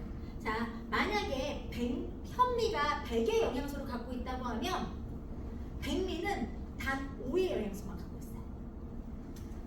그러니까 지금 백미는 내 몸에서 주요한 기능을 할 수 있다 없다? 남은 영양소 여기 다 붙어 있는 거예요. 근데 왜 현미 안 먹어요? 헐끄럽잖아요. 불편하잖아요. 그런데 이 식이섬유를 먹고 백미를 먹으면 현미를 싸고 있었던 그런 섬유질을 얘가 역할을 해주기 때문에 장 전막을, 위장을 전막을 얘가 도포하면서 당화되는 걸 서서히 흡수시켜주기 때문에 당뇨 환자들은 반드시 식이섬유를 섭취해서 드셔야 되는 거예요. 그래서 식사 전에 먹게 되면 당에 대한 서서히 흡수를 도와주고, 또 하나, 이것들이 내 음식에 들어있는 콜레스테롤, 기름 같은 거 있잖아요. 혈관 깨끗하려고 하면 기름 같은 거 없어야 되는데 콜레스테롤 흡착해서 나가죠. 고혈압 환자들 뭐 중에요? 나트륨. 나트륨 끌고 나간단 말이에요. 그래서 식이섬유를 실제로 섭취하게 되면 내 몸에서 나트륨이나 지방, 그리고 또 우리 당 대사에 대한 걸 서서히 흡수하는 도와주기 때문에 반드시 섭취하시는 게 좋고요. 또 하나는 여기에 뭐가 있다고요? 이눌린이 있어서 장에 가게 되면 얘가 좋은 그대 먹이가 되는 역할을 합니다. 자, 단백질은 아까 어떤 기능에 도움을 준다고 했냐면 면역과 혈액을 만드는 데 되게 중요한 역할을 한다고 했어요. 근육을 만들고. 그런데 현대인들이 단백질 공급원이 아까 이 붉은 육류를 많이 먹게 되면 그것들이 염증도 많이 일으키고 내 몸 안에서 충분히 대사에 나가기가 되게 어려운데요. 유전에서 제공하고 있는 이 단백질 종류는 대두 단백이고 복합 탄수화물이 들어있기 때문에 아까처럼 당 수치라는 것도 신경 쓰지 않고도 내 건강한 내 식사 대체를 가능한 단백질 공급으로 쓸 수 있어요.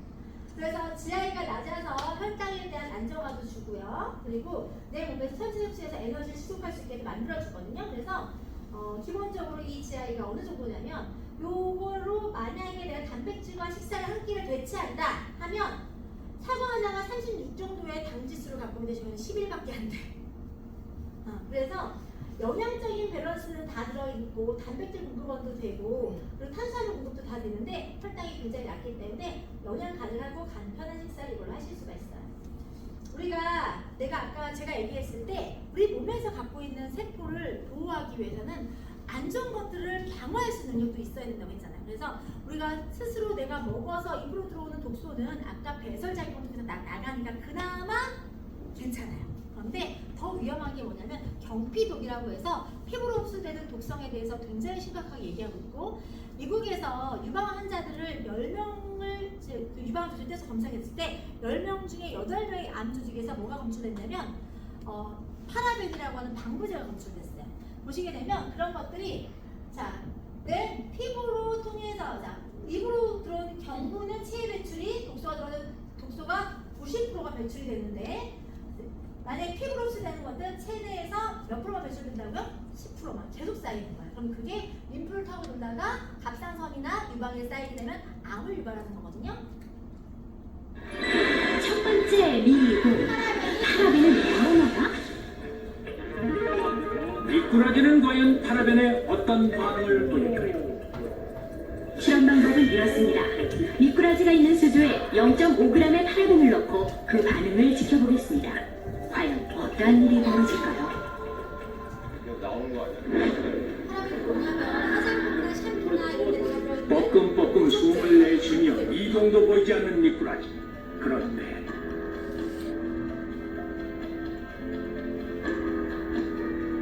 채 1분도 지나지 않아 반응이 오기 시작합니다. 물속을 계속 돌며 요동을 치기 시작하더니 급기야 수조 밖으로 뛰어오르기까지 합니다.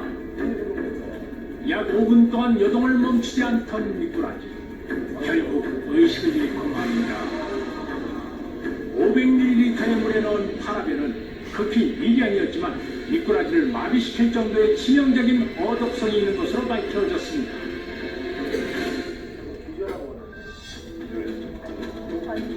파라벤의 대체 성분인 페녹시에탄올 또한 마찬가지. 파라벤의 독성에 관한 논란이 거세지면서 대체 성분들이 개발됐지만 매우 피하려다 호랑이 만난 격이 될 수도 있다는 것입니다. 문제는 바로 이 방부제 성분들을 우리의 피부가 먹고 있다는 것. 사람의 몸에는 괜찮은 겁니까? 파라벤은 여성 호르몬인 에스트로겐과 유사한 작용을 하거나 에스트로겐의 작용을 더 촉진시키는 일을 합니다. 파라벤이 인체에 흡수되면 호르몬을 교란시켜 여성의 유방암을 발생시키는 원인이 될 수가 있습니다.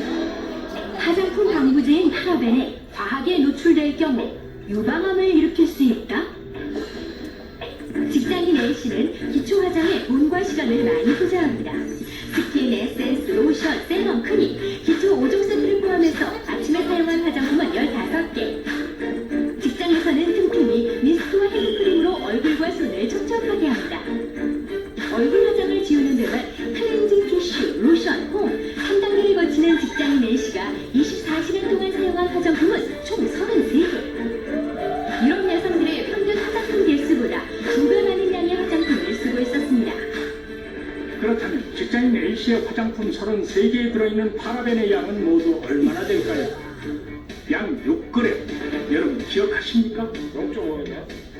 미꾸라지를 순식간에 마비시킨 파라벤의 양은 0.5g. 0.5g인데 직장인 여자가 평균적으로 쓰는 단 5분 만에 미꾸라지를 기절시킨 양이 약 12배가 되는 양입니다.